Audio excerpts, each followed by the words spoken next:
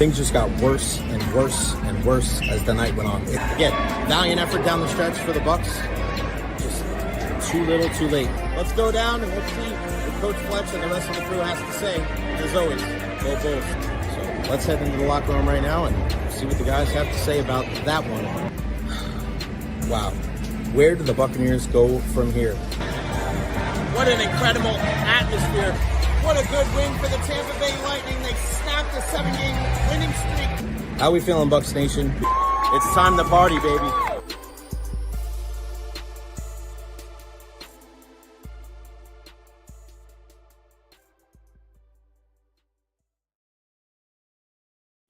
What is going on, everybody? Happy Monday and welcome to the Recher podcast. Hope everybody had a wonderful weekend. Make sure you follow me on all social media platforms: Facebook, YouTube, Twitter, Twitch, TikTok. I am everywhere. Like and subscribe on YouTube as well. The support has been incredible. I appreciate everybody out there. Super Bowl Sunday. What a crazy weekend it was. I know everybody was locked in. A third of the country. I know some people may not think that's a big number. Yeah, if you have 100 million people doing anything, that is a huge, huge number. And of course, I want to hear from you, your biggest thoughts, your biggest takeaways from Super Bowl 59. No three-peat for you, Kansas City Chiefs and the Philadelphia Eagles and their rabid fan base. They are happy today. So feel free to comment there at the bottom of the screen, and I'll throw number one comment of the day. We, of course, want to hear from you. David Terry's going to join us as well. Here you go. Jay Bird, the Bolts are on fire. Vazzy's back. Psychedelic Smoke Barbecue, defensive dominance. You got that right. And I've also put a couple of things out on Twitter as well. I want to hear from you guys. What do you think is the best thing about the Super Bowl? And what do you think was the worst thing about the Super Bowl? Again, at Recher on Twitter. The best thing of the Super Bowl, it's a poll, 4 options. The best part of the Super Bowl, in your opinion: the game, the halftime show, the commercials, Taylor Swift getting booed.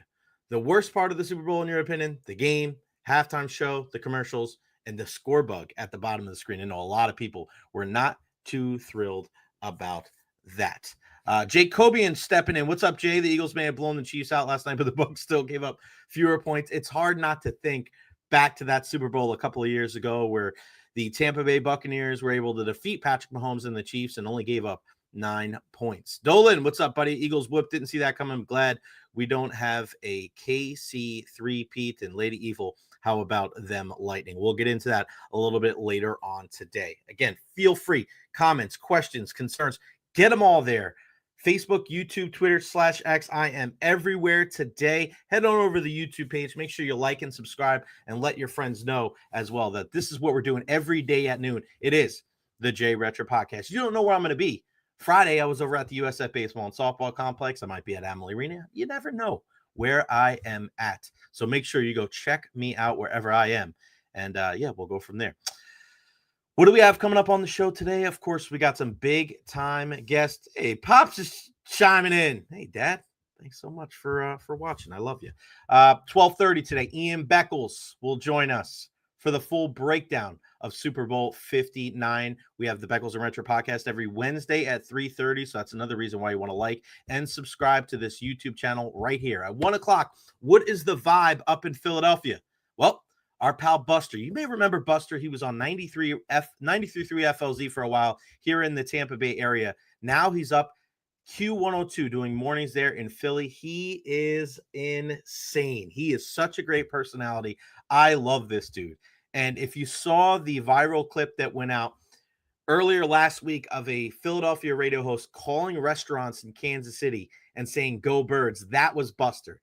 He is the guy that goes viral. He'll be outside of Citizens Bank Park after Phillies games talking to fans. He has no shame. He's got courage. It's amazing. He goes out there. He does a lot of man on the street type of stuff.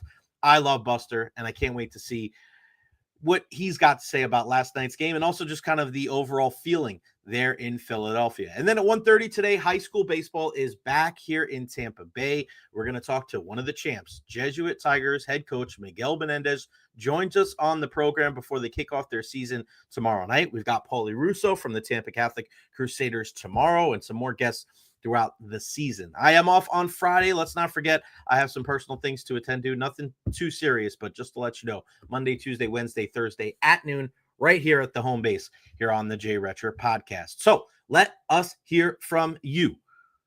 Best part of the game last night, worst part of the game last night. And I'm going to give you a poll update here. We're going to run it until 2 o'clock. Best part of the Super Bowl, in your opinion? Taylor Swift getting booed so far, 34%. The game, 27.7%. The halftime show, 21.3%. And the commercials, 17%.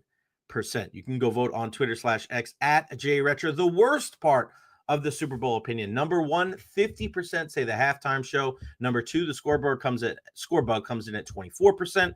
The game at 20%, and the commercials at 6%. Again, at JRetro, you can go check that out there. All right, let's get right into it. My takeaways, what I am looking at from the game last night. And listen, this game, like every game, and nobody will tell you that more than our guest at 12:30, Ian Beckles, was won in the trenches. Some people said last night, oh, yeah, that's the reason why Philly won this game. That's the way that most teams win Super Bowls and win national, football games. It's won and lost in the trenches. And especially when there's such a big disparity like we saw last night with the Kansas City Chiefs offensive line, where Joe Thuney's done such a great job filling in, bumping out to left tackle. But he's not a natural left tackle. He's a guard. He went out there out of necessity. And he was exposed last night. I don't know if you can put that on him because he really rose to the occasion, but that's the reality. In the trenches is where Philly won this game. And the fact that they didn't have to blitz one time and got home with 4, time and time and time again, tells you all that you need to know. A lot of blame is going to go to Patrick Mahomes, and deservedly so. He's the quarterback. He's going to get the praise when they win. He's going to get some of the blame when they lose. But I put a lot more of this on the offensive line and the inability to adjust by Andy Reid. I was very, very shocked at kind of they were frozen. It was like they were paralyzed by the lack of the ability to analyze what was going on in that game. Players didn't make plays that they needed to. You look at a guy like Travis Kelce with the drops. I hated his attitude and disposition last night. He looked like he didn't even want to be there. Drop passes from a guy like DeAndre Hopkins, one of the most sure-handed receivers we've seen in the last decade in the National Football League. The Kansas City Chiefs did not look like two-time defending Super Bowl champions last night. They didn't. Not at all. They looked like the team that was overwhelmed by the moment. And I look at Andy Reid and I wonder, how come you abandoned the run? I mean, you look at how many times he ran the football against Buffalo, and then a ton of times they ran the football against the Buffalo Bills. And I know they weren't all design runs, but they ran the ball 35 times in the AFC Championship game against the Buffalo Bills. Andy, you're a future Hall of Fame coach. You saw that your offensive line couldn't block, and yet you're still dropping in Patrick Mahomes back to pass time and time and time. How the hell else are you going to slow down that pass rush? You got to run the football. The fact that when you look at what Kareem Hunt did last night or didn't do last night, I mean, my goodness. Kareem Hunt, Isaiah Pacheco, they had no chance to impact this game because Andy Reid and the Kansas City Chiefs, they panicked. Kareem Hunt ran the ball 3 times for 9 yards last night. Isaiah Pacheco ran the ball 3 times for 7 yards last night. And we're going to talk about this in a bit, but it's not about the yards. It's about the attempts. The Chiefs panicked and their game plan went right out the window. And I know when you look at the Chiefs, and you look at the short passing game, that's almost an extension of the run game. I get that. But if Travis Kelce isn't coming up with these grabs and some of these other guys aren't making catches, you have to run the football. Creativity is not just creativity in the passing game. You got to get creative in the running game as well. We've seen that right here in the Tampa Bay area. Liam Cohen coming here and the pre-snap motion and those crackback blocks. And you see Payne Durham, a guy that nobody thought could block, coming from one side of the line of scrimmage, boom, getting right in the face of the opposition center and opening up holes in the middle of that defensive line. Why couldn't the Chiefs do that yesterday? I was very surprised at their lack of effectiveness, but also just the lack of intelligence. They were just stunned. They got knocked down in the first round and they just could not. I don't care what the score is. They put up 22 points, but that was one of the ugliest performances we've seen in Super Bowl history. I don't care what that final score is. A multiple-time champion putting on that kind of effort on the precipice of history. You could win 3 championships, 3 Super Bowls in a row. It's not something we've never seen in the NFL. And that was the kind of, it's one thing to get beat, but to get beat like that, woof, that was ugly, man. That was not a championship performance by any means. Now, as far as the legacy of Patrick Mahomes goes, now this is a bump in the road for me. Nothing more, nothing less. I mean, it doesn't end the GOAT conversation. I know some people say, oh, this ends the conversation. Tom Brady's the GOAT, no matter what. It doesn't, because the GOAT conversation is still going. Let's not forget, Patrick Mahomes is 29 years old. There's a great chance he's going to be doing this for another decade at least. And there's probably even better chance that he's going to find some way, somehow, to get back to the Super Bowl again. That dude is a champion, and that doesn't change because of what happened last night. Tom Brady lost 3 Super Bowls. Let's not forget that. Yes, the 2 performances that Mahomes had in the losses were rough, but to me, you can put that just as much on his O-line than you can him. Remember the injuries for Kansas City in that game against the Tampa Bay Buccaneers. They clearly did not have enough in that position group to be able to combat what the Bucs were doing just a couple of years ago. In Brady's 3 losses, it was the Giants and the Eagles defensive lines that were the standout position groups. So it's no different in the Mahomes losses. Every single game, won and lost in the trenches. It doesn't change just because it's the Super Bowl.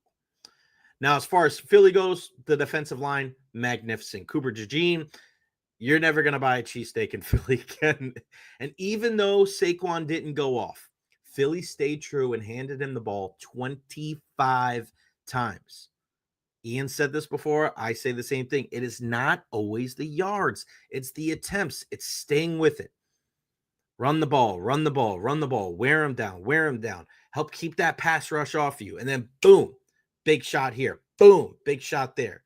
To see A.J. Brown and Devontae Smith eaten last night in that game, that could not have worked better for the Philadelphia Eagles.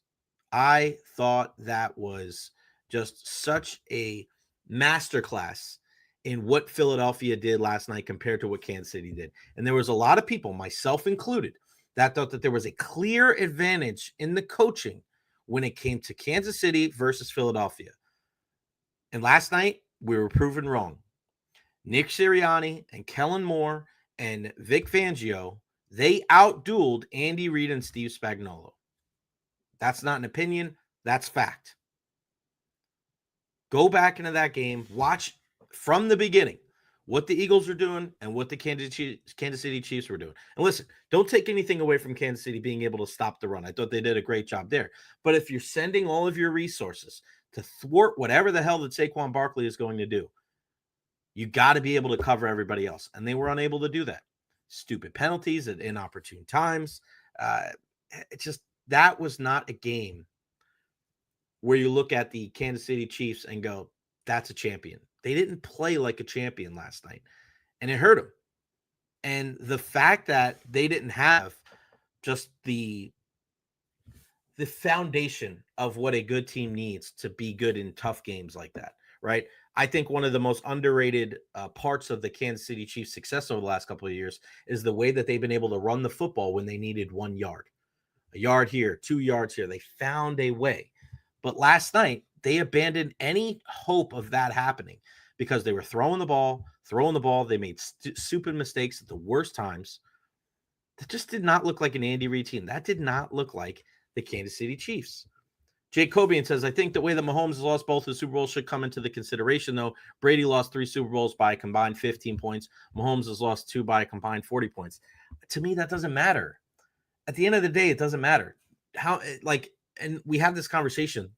All right, how many points did Brady lose by? It doesn't matter. It's not about margin of victory. It's not college sports.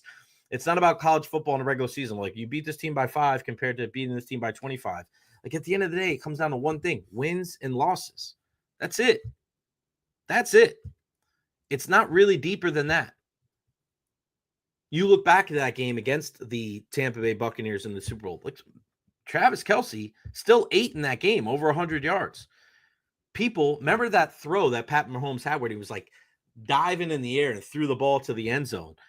People looked at Patrick Mahomes in that game and were like, wow, that dude, if he had an offensive line, maybe we're having a different conversation today. But they were manhandled in the trenches by the Philadelphia Eagles. There was nothing that Patrick Mahomes could have done to win that game. And it was because he was running for his life. And then Patrick Mahomes, like any quarterback in that situation, feet start moving quickly. You start looking around. Even when the pressure isn't getting on you as quickly as it has in other plays, it's only natural to think that it's coming.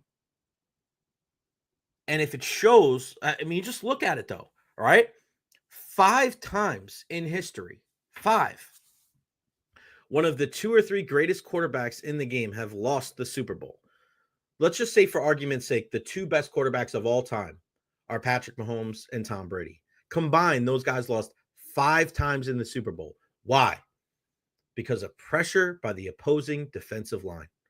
Whether it was the Giants in the 2 Super Bowls that they beat Tom Brady, whether it was the Eagles, he mentioned it on the broadcast last night with his, Wolverine buddy Brandon Graham anchoring that defense, or when the Bucs beat Mahomes or the Eagles beat Mahomes last night.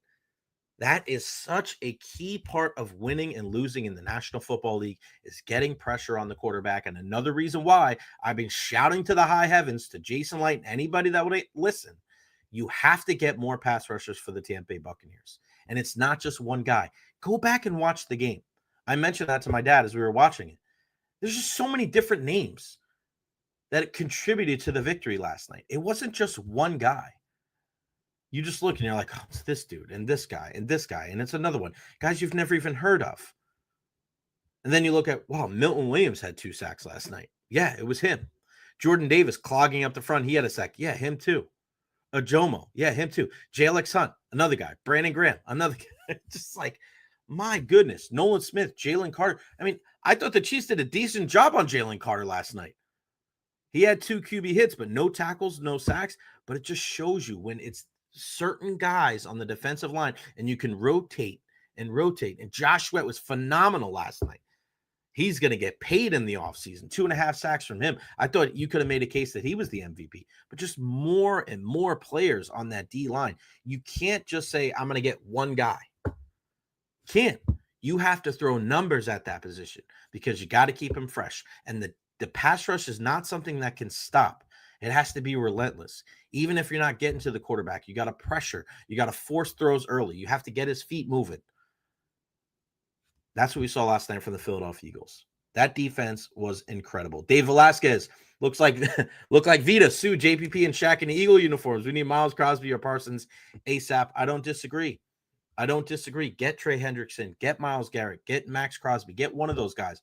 But you also have to bring in another guy, draft another 1 or 2. You have to add to the numbers. It needs to be Yaya Diaby and Chris Braswell and one of those big pass rushers and 1 or 2. Just keep throwing numbers at the situation. You have to do that. That is imperative if you want to be successful in the National Football League. So, of course, that's a huge part of it. But I have to salute Jalen Hurts. This is the type of guy you want your kids to model themselves after. I mean, think back to college where he was relieved at halftime by Tua Tagovailoa in the national championship game. And everybody kept saying how embarrassing it was and that guy stinks. Just go back. Go back and read some of the things that people were saying about Jalen Hurts. His career is over. He'll never amount to anything. That's all you heard from trolls and also these quote-unquote experts on social media and TV and radio. The dude didn't pout. The very next season, he spent backing up Tua Tagovailoa. He didn't sit out a year because, remember, the transfer rules were different then. He didn't just leave. He didn't, throw a big hissy fit or a temper tantrum. All he did was back up Tua, continued to be a great teammate, and then got his bachelor's in communication and information sciences. Then he goes to Oklahoma. Balls out, finishes second in the Heisman Trophy voting to Joe Burrow, and was breaking Baker Mayfield's records there with the Sooners. Then the kid gets drafted in the 2nd round. He's not the backup quarterback. He's the 3rd quarterback behind Carson Wentz and Nate Sudfeld. buys his time once again, doesn't pout, just goes out there, works his ass off. And then his first full season as a starter, what does he do? Leads the team to the playoffs. And then they lost to the Bucs in the first round, but gaining valuable knowledge. You knew those guys were going to be back. Second year as a starter, lift off all the way to the Super Bowl before falling to Patrick Mahomes and the Chiefs. Even though in that game he threw for over 300 yards, he rushed for 70 and rushed for 3 touchdowns. Those last two Super Bowl records. Gets the big contract in the offseason. Does he rest on his laurels? Do you have to wonder if he's going to work hard? No. He sets more passing records, more rushing records, earns a nod to the Pro Bowl. They faltered down the stretch last season, but they started off hot. I don't know if you could really put that on him. They needed 2 new offensive coordinators. They were getting older on the defensive side of the ball. The issues were, I think, a lot deeper than Jalen Hurts. Comes back this year, equipped with a new OC in Kellen Moore, a star running back in Saquon Barkley, and he was solid all year long. And you look at the numbers kind of just, on the surface, and it's nothing spectacular, but he threw only 5 interceptions all year long. 2 of them came in week 1 in Sao Paulo, Brazil against the Green Bay Packers. So for the rest of the regular season, dude only threw 3 interceptions. He threw 1 interception in the playoffs, and that was that, long pass that he threw last night that pretty much was like a punt, right? It doesn't matter how many times you get knocked down. It's how many times you get up. This guy has been laughed at. This guy's been scrutinized his entire football career. And don't believe me, go look at the apology that ESPN's Dan Orlovsky made on the air today about Jalen Hurts, saying that he's been harder on him than anybody else. All that dude does is win. All he has done in his entire football career is be professional and supportive of his teammates and does whatever it takes to come out on top. Jalen Hurts has always been resilient. Well, now you can call him a champion. And that picture, that video of him sitting on the floor with the Super Bowl trophy in his hands, good for him. That was almost, symbolic or emblematic of what we saw with Kobe Bryant when he won the championship with the Lakers. Good for Jalen Hurts. For all this crap that we see from professional athletes, they're always bitching and moaning, complaining about stuff. You're like, oh my God, enough. All Jalen Hurts does is shut his mouth and do his job. And people were still hating on him. It's just enough. All right, let's get into the halftime show. Because I thought it was I knew that a halftime show like this was going to be very polarizing. You're going to get people that love it. You're going to get people that hate it. I thought it was very good. I enjoyed it. But you have to wonder, not wonder, but you have to think too, right? A lot of symbolism means a lot of hidden messages. So things are going to get lost in translation. That's just the way it's going to go.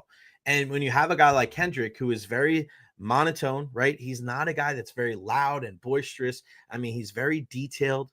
Everything's got like a nice flow to it. So if you didn't know his music, sometimes I think it was hard to follow along transitions from one song to the next. But I do love that it was fast-paced. It was hard-hitting. The choreography was on point. And there was just a lot into it, right? There was a lot that went into it. I think the ending was the best part, right? They not like us. They not like us. Like the beat, they teased that they were going to go to that song and then stopped. They started singing and then boom, went to it at the end. And it was great because my dad was vibing out to it. He liked the song, which I thought was really, really great. I'm very lucky to be able to say that I was raised by 2 people that were always open-minded and just, they're not Kendrick Lamar fans. Like, they don't listen to Kendrick Lamar, but they were both, vibing to it. Like, I love that. That just made me smile. Saying Drake's name was ballsy, and I loved it. Serena Williams dancing, doing the crip walk out there. What a shot across the bow that was, with obviously her relationship with Drake. Game over in the crowd and everybody singing A minor with the A minor chain. I enjoyed it. I had a good time watching it. I understand why some people may have not gotten it. But there was a lot of symbolism in it. Samuel L. Jackson dressing up as Uncle Sam. I get where he was getting at, but let's keep things in perspective too, right? There was people that hated it. I understand that, right? And maybe it's not your thing, right? But I also want to highlight the fact that just because there was an acknowledgement that there is a divide in this country, I think it's important to recognize that it shouldn't be celebrated. Like, let's not celebrate that there was reasons why people either loved this or hated this, right? I think it's important to understand that sports is the ultimate unifier. I said this on the Beckles and Recher podcast last Wednesday, where Ian and I were going back and forth about the Rooney Rule, and I said that the one thing in life where it doesn't matter, your race, your religion, your sexual orientation, the ultimate meritocracy is sports. And we're not talking about the decision to play or people in the media. We're talking about when you're on the court, when you're on the field, when you're on the ice. It doesn't matter. It doesn't matter what race you are. It really, things have changed, right? Where, remember, seeing a black quarterback 20, 30 years ago was just a handful of guys. People were uneasy about having African Americans as the face of their franchise. Now, last night, you see two black quarterbacks in the Super Bowl. You see a white cornerback with Cooper DeJean, right? Like Cooper DeJean. Like, let's look at situations like this and understand that it's not perfect. Okay. Things may need to change when we're talking about outside society, but we're a young country and things are improving. Things are getting better. So let's keep that in perspective as well. Is when you highlight something like Kendrick did last night about the country being divided, right? Let's acknowledge it, but let's not let that define us. Let's not be happy. Let's not celebrate that. It's not something to be celebrated. Let's find ways to come together. Because as much as people loved Kendrick Lamar's performance last night, one of the loudest cheers in the game last night was when the camera went on Donald Trump. So let's just be mindful of things like that. I did think it was kind of ironic that there was a commercial last night that played multiple times where Snoop Dogg and Tom Brady were talking about, I hate you because of this, I hate you because of this, I hate you because of that. And then the halftime show was Kendrick Lamar, and the final song was one of the best diss tracks we've seen in 2 decades, something that was a direct, shot at Drake. And some people, and I saw this on social media, thought that it was almost gaslighting last night, where two guys in Snoop Dogg and Tom Brady, who have been very vocal on behalf of Donald Trump, who people do not appreciate and support his hateful rhetoric, they were the people saying that we got to stop hate. So there's just a lot that goes into it, right? Let's make sure that we're keeping things in perspective, that sports is the ultimate unifier, trying to bring people together. You're going to get people that were very big Trump fans that were happy that he was there last night, first sitting president at the game. There was people that hated it. There's people that loved the halftime show last night in Kendrick Lamar, and there was people that hated it. That's what this country is all about. But let's, instead of focusing so much on the things that divide us, let's focus more on the things that unify us. And that's why I love sports more than anything, is because you have so many different people from so many different backgrounds that can get together and enjoy it. You put all that shit to the side. But I know it's going to be difficult for people. I do. You just look. That's the reason why I wanted to do this poll on Twitter. The best part of the Super Bowl, in your opinion, last night? T Swift getting booed, 37%. The game, 30%. The halftime show, 17%. So there's 17% of the people that follow me that thought that the halftime show was the best part. Then you go on the other side, there's 50% of the people say it was the worst part. So it was so polarizing on both sides. I enjoyed it. I thought Kendrick, I thought he did a really good job.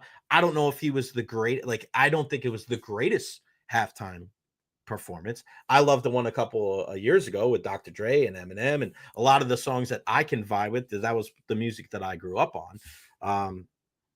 And I think that's ultimately what the halftime show comes down to. Do you like the performances? Yeah, but I think the majority of the time people like the halftime show because of the songs. They want to try to remember or recognize as many songs as humanly possible. As much as I like the one with Dr. Dre and Eminem and those guys, I love the one with Tom Petty too. I thought that was great. The best one of all time, I think a lot of people can agree, was Prince. Like, that one was fire.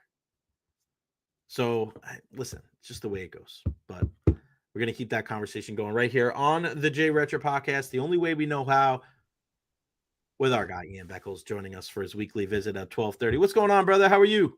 Good afternoon, sir. How are you doing?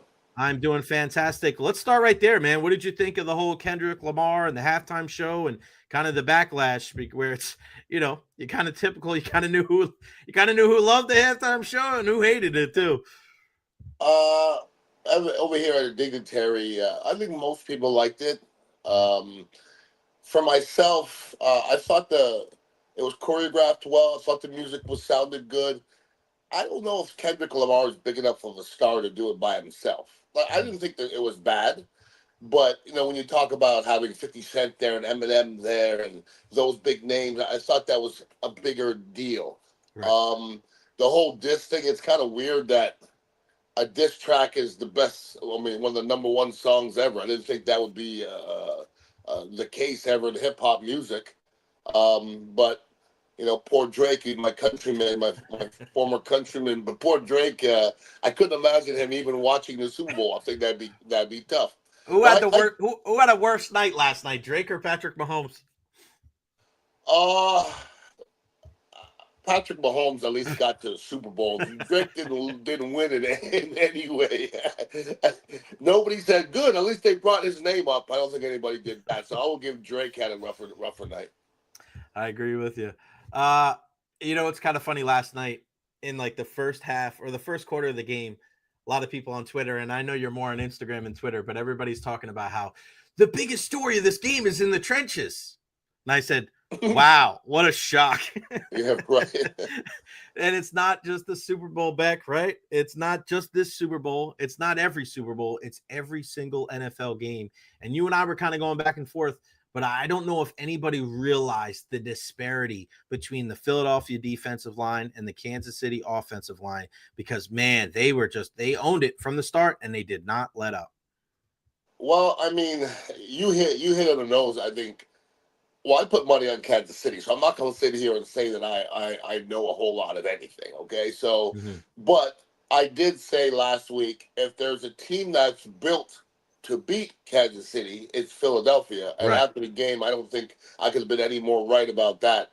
There was a disparity. I'm not just going to say their D-line. Boy, their offensive line kept Jalen Hurts very, very clean. Right. And when Jalen Hurts had to make a decision, he made a split, second decision. He ran the ball. He got himself out of a lot of jams. I thought both lines and Jalen Hurts' legs were the difference in the game yesterday. It didn't really get the coaching for me.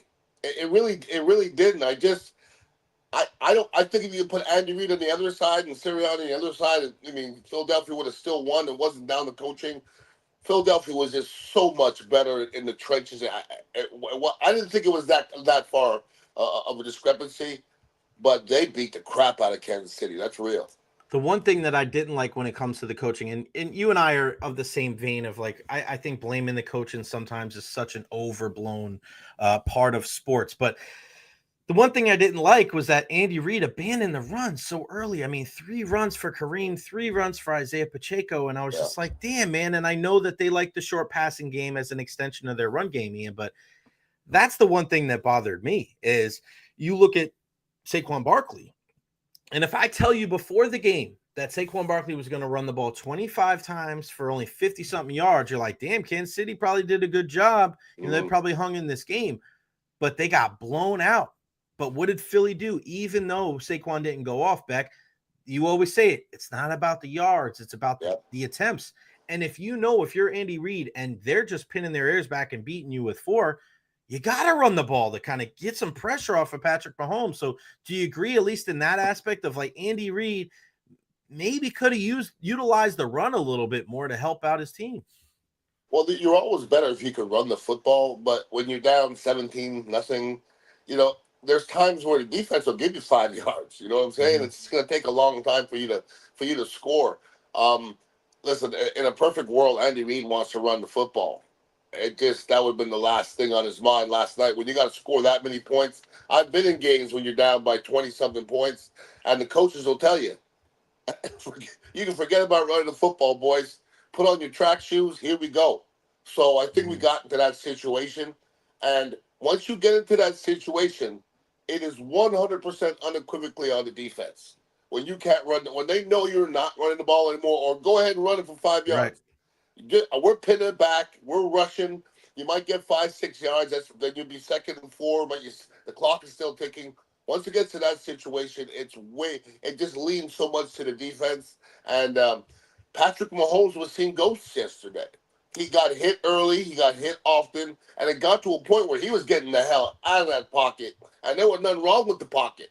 He was just imagining the pocket breaking down. And to make Patrick Mahomes see ghosts, he hasn't done that since Raymond James a few years ago when the Buccaneers did the same thing. That's why when people say about, all right, Patrick Mahomes and he was dancing around in the pocket. I mean, it's hard not to.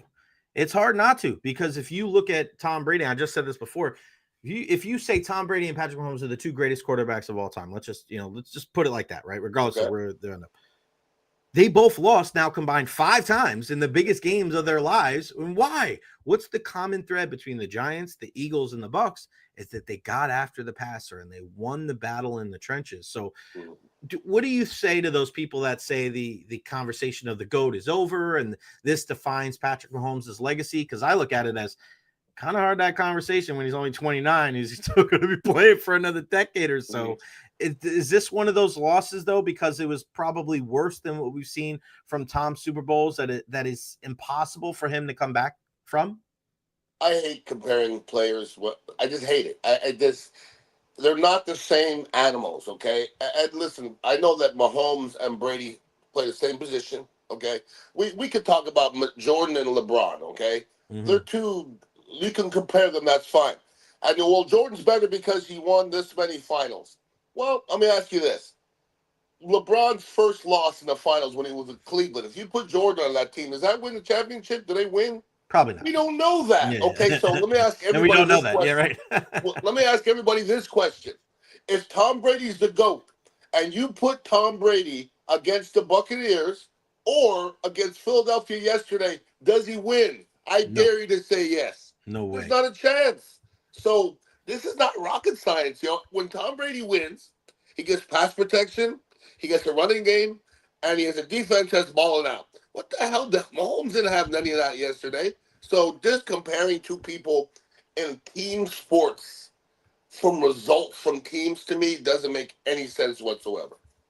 But if anything, you look at that game last night and you're like, damn, the Buccaneers need to make sure they get some pass rushers. Yeah, but now everybody wants to say, oh, they found the equation to beat Patrick Mahomes. Okay. They found the equation to beat any quarterback. Do you have those 4 defensive linemen? If you don't, well, you don't have the equation. So it's not quite that easy. Oh, the Buccaneers did it in Philadelphia. Boy, those are quite a few years apart. And in between, Mahomes was kicking a lot of ass. That's what I know. Yeah, it's kind of funny, too, because if I would have told any Kansas City Chiefs fan before the game that you were going to hold Saquon to about 50 yards and that Jalen Carter would have no sacks and no tackles, you probably would say we won that game, right? Isn't it crazy? And that's why I think more than anything, we go back into the conversation that you and I have a lot. Yeah, it's great to go get a Saquon Barkley, but the reason why he worked so well in the regular season and the postseason is because you have a team that likes to run the football and an offensive line. Yeah, Jalen Carter's a great player, but there was guys making plays last night. Milton Johnson, like nobody was going into this game. You and I were, or excuse me, Milton Williams. Nobody was going into this game last night going, watch out for Milton Williams. Yeah, right. That's the thing is guys show up every single time in these big games and they contribute. And a lot of times it's the dudes in the trenches. What was there anything else that stood out about that game that surprised you from that contest? Well, now that I look back at the game, if I ask you who balled out offensively for Philadelphia, who would you say? I mean, I guess Hurts, but I mean, even then, I mean, you look at the overall statistics at the end of the game and you go, all right, well, it wasn't as good as his first performance. 17 of 22, 221, 2 touchdowns, 1 interception. He did get sacked a couple of times. Like, he didn't throw for as many yards nor as many touchdowns as Patrick Mahomes, and he won the game by 18. So I don't know if they really balled out. I mean, Devontae had 60 yards. A.J. Brown had 40 yards. It was a team victory. Correct. So to me, the better team won. Once again, I don't know if anybody offensively that balled out, but I do know this. Kansas City, their game plan was to stop Saquon. So in order to stop Saquon, you got to take away from other stuff.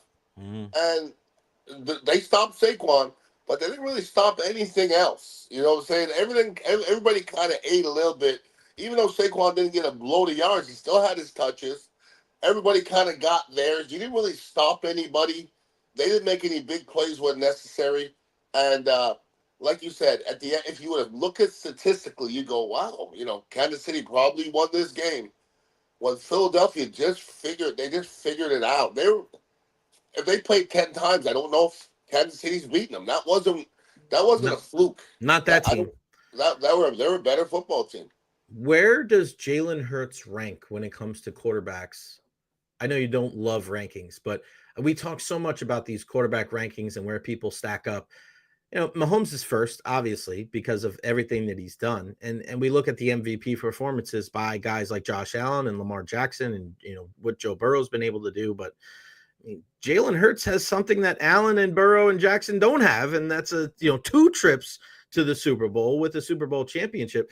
I mean, if anybody's, I think, stock may have rose last night. And if you look at a guy like Jalen Hurts, who I was just saying before you got on air, I don't think anybody has been criticized or maligned going back to college. People saying he's a bum.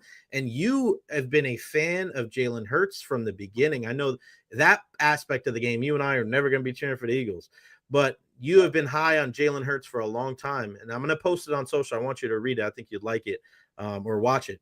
Because I look at this kid who in college people were talking shit about him because he came out of the game against, when Tua went into the game at the halftime, which we never saw. And this guy's a bum. He's not going to amount to anything. Oh, he's a second-round pick. He's never going to get in there over Carson Wentz. Now who's laughing, Beck? I mean, the guy's a Super Bowl champion, Super Bowl MVP. Nobody's going to take that away from him. No, and everybody they want to have the answers. And for what I see, Jalen Hurts has it, whatever it is to you. Okay, there's some quarterbacks that are talented, but they don't have it. I think Jalen Hurts clearly has it. Some of these other quarterbacks, Justin Herbert and Josh Allen's and Lamar Jackson's, they're all very, very talented. But the reason why I can't put them above Jalen Hurts right now is I don't know if they're going to do what he does in those big moments because they haven't been there yet. Okay, so Jalen Hurts has been there. Donovan McNabb got there, pooped on himself. So we don't really know how people are going to react to these situations. Jalen Hurts is chill, man. Like, I know Jalen Hurts is not going to poop away the game. It's not bigger than Jalen Hurts. And he's starting to vault himself above Patrick Mahomes. Let's not change the narrative of somebody after one game that he was running around for his life. It's amazing how people want to have somebody drop a bunch of echelons because they don't like his girlfriend or they don't like this or that. Patrick Mahomes is no less great than he was 2 days ago. Still got 3 Super Bowls. The worst? I think this is 8th year or 7th year, something like that. The worst he's done is the AFC Championship. Shame on you if you say something about Patrick Mahomes. Shame. He's 29 years old.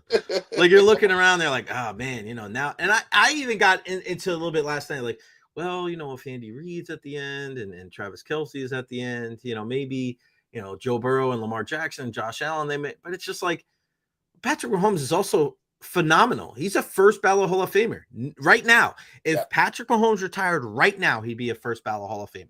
He's better than all these other guys. I mean, there's not many quarterbacks in the history of the sport that have a better resume than him. And he's 29 years old. He's not going anywhere. Right. I mean, that's the thing we have to understand. Like, I if anything, like I look at some of the guys where Travis Kelce last night, I didn't like his disposition. He didn't look like it was weird. Like some of the efforts that he gave on some of the balls that he dropped. Like, what do you make of the Kansas City performance as a whole? Is it just down to the trenches? Do you look at anything else? Because it's just, DeAndre Hopkins dropped a pass. Like, this is one of the more shorthanded guys we've seen in the last 10 years. It was just a weird performance. And again, I give so much credit to Philly, and I know you do too, but I watched that game and I watched Kansas City. They just didn't look like a champion last night. I didn't like their response when things weren't going well. Well, I think I don't disagree with what you just said. But I think, and I've heard a lot of people saying things similar to what you just said. I don't know if we're giving Philadelphia enough credit because, Kansas City just looked good last game. They looked good 2 games ago. They looked good 3 games ago. And then they looked like crap against Philadelphia in the biggest game. And we're saying that what's wrong with Kansas City? We should be talking about what's right with Philadelphia because I'm not sure anybody else beats Kansas City in that situation. Philadelphia was pretty damn good, bro. Because when I was thinking about the game in my head, I'm like, okay, well, what equation will have to happen to beat Kansas City? And I'll be damned if Philadelphia has the perfect equation or the tools for the perfect equation. But I still couldn't bet against Kansas City because I just thought that at the end of the game, if Patrick has that ball, it's going to be a problem. Now, obviously, it didn't get to that, and Philadelphia didn't want it to get to that.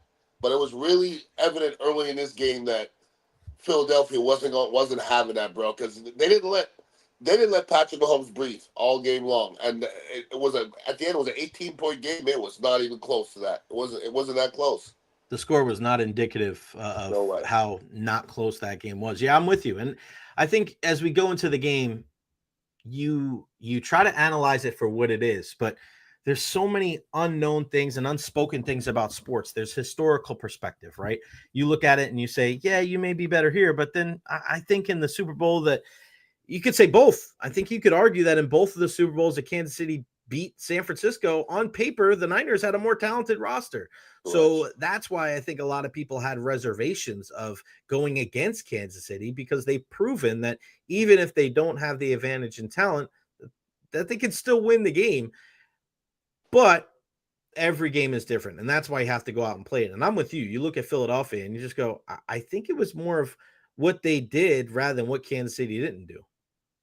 And when you look at things that were leaning one way, 3 in a row for Kansas City, I think that would have been a great story. I don't care if you even understand football. Taylor Swift, I actually found myself bringing up Taylor Swift when I was betting.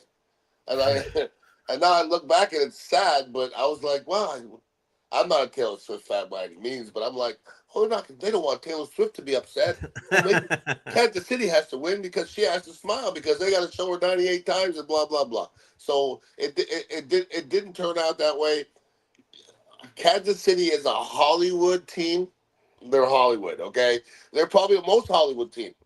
Nobody else has somebody dating, Taylor Swift, and nobody else is Mahomes is he got bad hair, but people like it. You know what I mean? Mm-hmm. They're very Hollywood.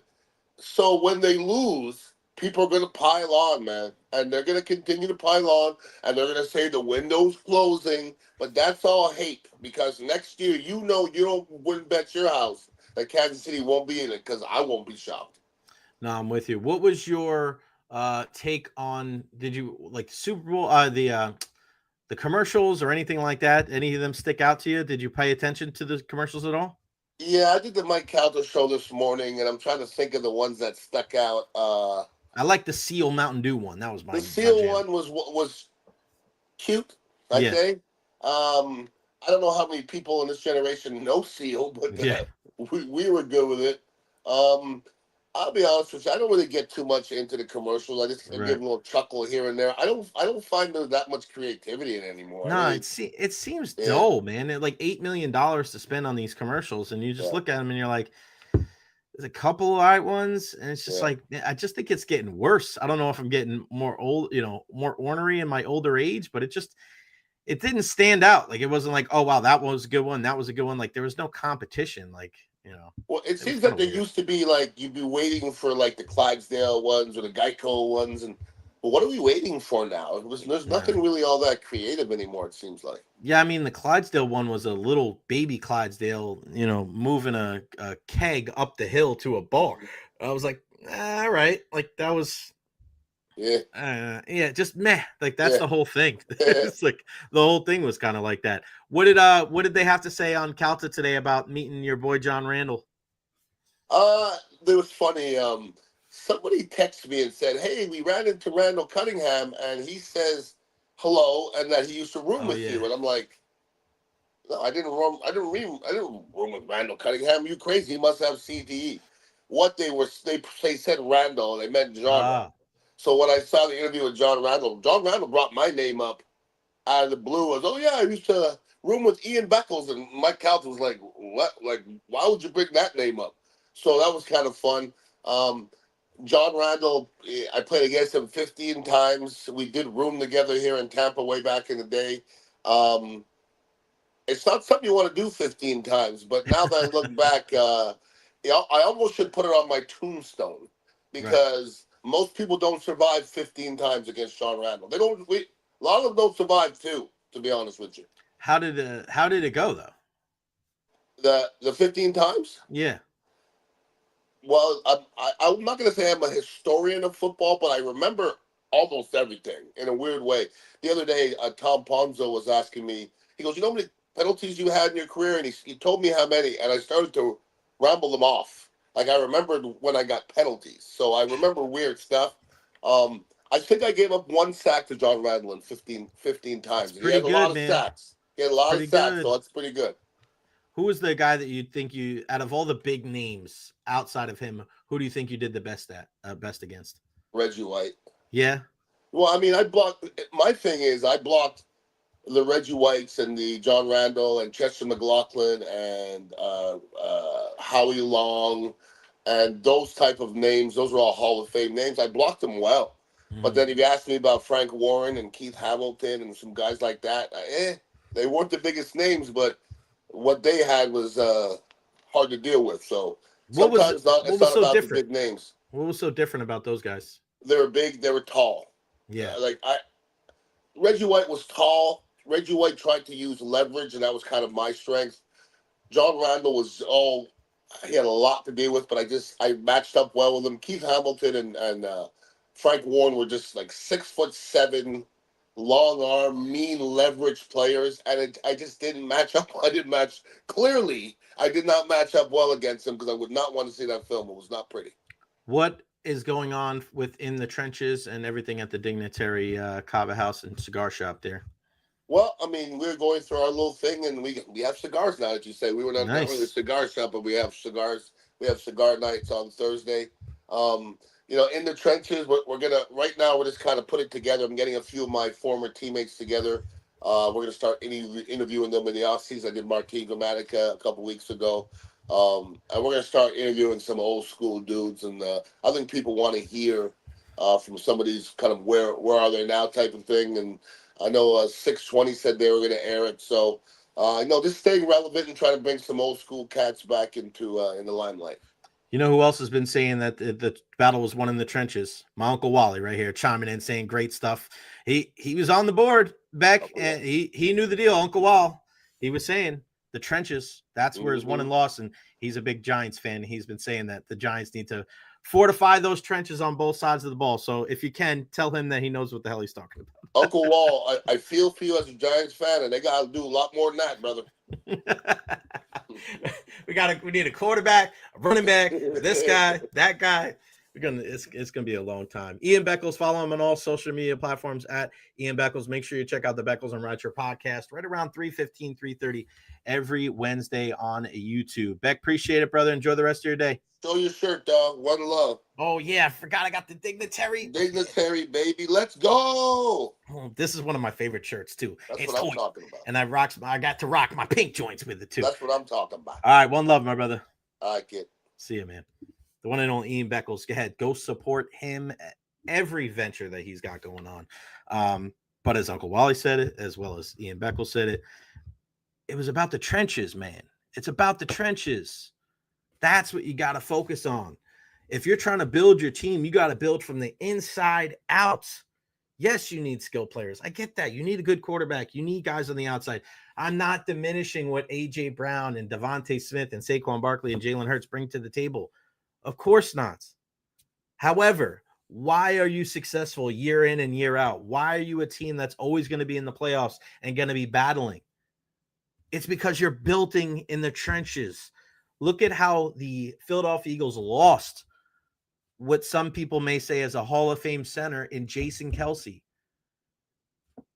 They lost a guy like Jason Peters, but what do? They bring Mekhi Becton in there. They bring Juergens in there. They still have a Lane Johnson, right? They bring in a guy like Mekhi Becton, who was an utter failure at left tackle for the Jets. What do? They bump him into the inside. They put him at guard. Look at the stat from the game last night. The tallest and the heaviest offensive line in Super Bowl history. That's what they do. For years, going back to the defensive line, draft picks, free agent acquisitions, trades, they keep throwing numbers. Offensive line, you want continuity, you want length, you want strength, you want size. That's what you do on the offensive side of the ball. You're not worried about numbers there. You want 5 guys to be your answer. That's part of the reason why the Buccaneers have been so good the last couple of seasons. Continuity on that offensive line. There's no secret that part of the reason why the Buccaneers have been so good the last 5 years, they got that pick right with Tristan Wirfs. He is the only player in NFL history to be an all-pro first team at right tackle and left tackle. You have his best friend, or one of his best friends, in Luke Gedeke, a guy that was a left guard. Now he's one of the best right tackles in the game. So you have your bookends, probably one of the best partnerships in all of football, and then you go from there. You invest a first-round pick in Graham Barton. You invest a mid-round pick on Cody Mauch at the guard position. You got 4/5 of your offensive line with pretty damn good players. Do you bring Ben Bredesen back? Do you get another guy in free agency? Do you draft a guy? I don't know. But the Buccaneers are a lot farther along than other people because they don't just have a good offensive line. They have a great offensive line. Then on the defensive side of the ball, because you know it's a more of a rotational play, you got to make sure that you're investing draft capital there. That you're not just saying, all right, I mean, one guy that stood out to me yesterday that I remember when he was drafted, just because of the name and because of where he got drafted from. Jalix Hunt is a guy that went to Houston Christian. I can't even say it right. Houston Christian. Jalix Hunt, Houston Christian, drafted in the 3rd round with the 94th pick. Think about that. This is a guy that was drafted out of Houston Christian in the 3rd round. How many draft picks does Houston Christian have in their history? I don't. Let's see. Is there any big names? Nothing stands out. I'm looking just at their main thing. Jalix Hunt, he's their guy, right? But what did the Philadelphia Eagles do? They looked at that guy and said, he can be a contributor on this team. Just go back to their draft class and look at the guys that they bring in. They drafted everybody from Georgia, everybody from Alabama. We'll take a Jalen Carter. We'll take a Jordan Davis. We'll take a Nolan. We'll take all these guys. And they just kept throwing numbers at it. Boom, boom, boom. Then you got a guy like Brandon Graham who tore his triceps back early on in the season. He is able to come back and contribute to the Super Bowl. It's no secret. I don't understand why more teams don't look at how teams like Philadelphia have constructed their roster and don't do the same exact thing. Why are you going out and trying to get all these different wide receivers and a 3-headed monster at running back and let me get a safety here and let me get this guy? Build through the trenches. If you do that, you'll have a Josh Sweat and a Milton Williams, right? You'll have a Jordan Davis and a Moro and Jomo and a Jalix Hunt and a Brandon Graham. And then the guys at the bottom who didn't have any tackles and any sacks, but had 2 QB hits each, Nolan Smith and Jalen Carter. 2 guys that were on one of the greatest defenses of all time in Georgia, at Georgia. I mean, and Bucs fans said it, must be nice to pay a pass rusher $50 million and not even need him. I mean, you go out and you spend all this money on, Bryce Huff? All this money on Bryce Huff in the offseason. He was inactive for the Super Bowl. But that's what you do. That's what you can do. You are able to have something like that where I don't want to say, I guess it probably was a mistake. But good teams are able to make up for their mistakes because they draft and develop well. For all the talk about teams like the Rays, like, oh, you don't have this money in baseball, or these other teams, like you spend money erroneously. Like, okay, You know where the Eagles spend their money? The offensive line. I think they have 3 of the top 12 paid guys on the offensive line because they know how important that position group is. Defensively, boom, boom, boom. It's been like that for years. Fletcher Cox, right? Another guy. Who was the kid out of Tennessee that they had years ago? His name escapes me right now. But there's just so many different guys over the years that the Philadelphia Eagles have been able to bring into the fold. Tennessee Volunteers. This is going to bother me if I don't look it up.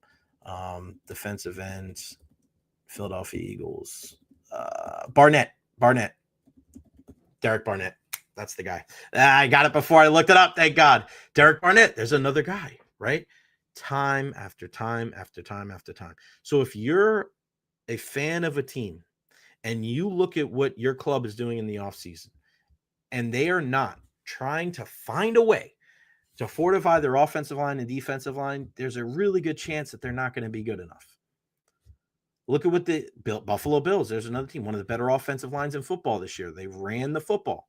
But you look across their defensive line. Yeah, they brought in a guy like Von Miller, but they spent draft capital on Greg Rousseau out of Miami. They spent draft capital on guys like Ed Oliver from Houston. That's what you have to do. Keep building, keep building. You may think you're there. The Giants, my Uncle Walt's favorite team, that's a great example. You're on the way. You have Dexter Lawrence. You traded for Brian Burns. You drafted Kayvon Thibodeau, but it doesn't stop there. You have to keep going. You have to keep bringing guys in. It doesn't just stop with your top tier guys because you're going to have games like that where Nolan doesn't do much and Jalen doesn't do much, but it doesn't matter because you have Milton. You have these different guys that can come in and do the job. If your team's not building like that, you're going to be in big trouble. I want you guys to make sure that you're going back to vote on the best part of the Super Bowl and the worst part of the Super Bowl. Worst part of the Super Bowl, in your opinion, still coming in at number 1, 50.8%. It's the halftime show. The score bug, 23%, is second, followed by the game, and then the commercials. The best part, number 1, T Swift getting booed. Number 2, the game, and then tied for number 3 at 16.7%. The halftime show and the commercials. We're waiting on our guy, Buster from Philadelphia here in a moment. Get those votes in now. Tweeting this out just to make sure everybody knows to get those votes in because only got about an hour left. Boom, there we go. All right. Your biggest takeaways, your biggest thoughts on the Super Bowl. Let me know. Questions, comments, concerns. What did you think about the halftime performance? What did you think about the play of Jalen Hurts and Patrick Mahomes? Feel free to put them at the bottom of the screen, and we'll bring that on the air as well. Let's get Dave Velasquez says their defense was amazing with just that pass rush. Yeah, I mean, when you're rushing only 4, yeah, I mean, that's fantastic. And to be able to have a defense where you're not sending the house, and you saw that with the Kansas City Chiefs. You saw that they really had a difficult time getting to Jalen Hurts with just 4, and Steve Spagnuolo from time and time again, all out blitzes. Sometimes they worked, but you looked at the one play, there was an offsides or neutral zone infraction. We're just lined up in the neutral zone. I think it was it Anudike? I forgot who it was. Oh no, it was Charles Omenihu. 3 tackles last night, 1 TFL, but his neutral zone where he's lined up in the neutral zone, that was a killer, man. That was a killer. That was not good. And those are the kind of plays early on. And I wonder if things would be different because there are plays that earlier on in the game kind of set the tone for how the rest of the contest is going to play out. And I look at that. I look at some of the drops. Like, let's say he doesn't line up in the neutral zone there and Kansas City's able to get off the field. Let's say that on those third downs, Travis Kelce is able to come up with the first down, break a tackle, and then he grows into the game. What happens if DeAndre Hopkins is able to come down with that catch? Maybe things would be different, right? Maybe they still lose the game, but you never know, man. You never know. I'm just texting my guy, Buster. He's going to join us here in a second. Bucks fan asking, wonder how, what's that name of that late draft? We got Elijah Klein. He might be something. I'm glad you brought that up because Elijah Klein is a guy that I know that the Buccaneers were high on this year in training camp and just watching what he was able to do in the preseason. And I know the preseason isn't everything, but they tried him out at a couple of different spots. He's a big guy, 6'4", 319, drafted him out of UTEP.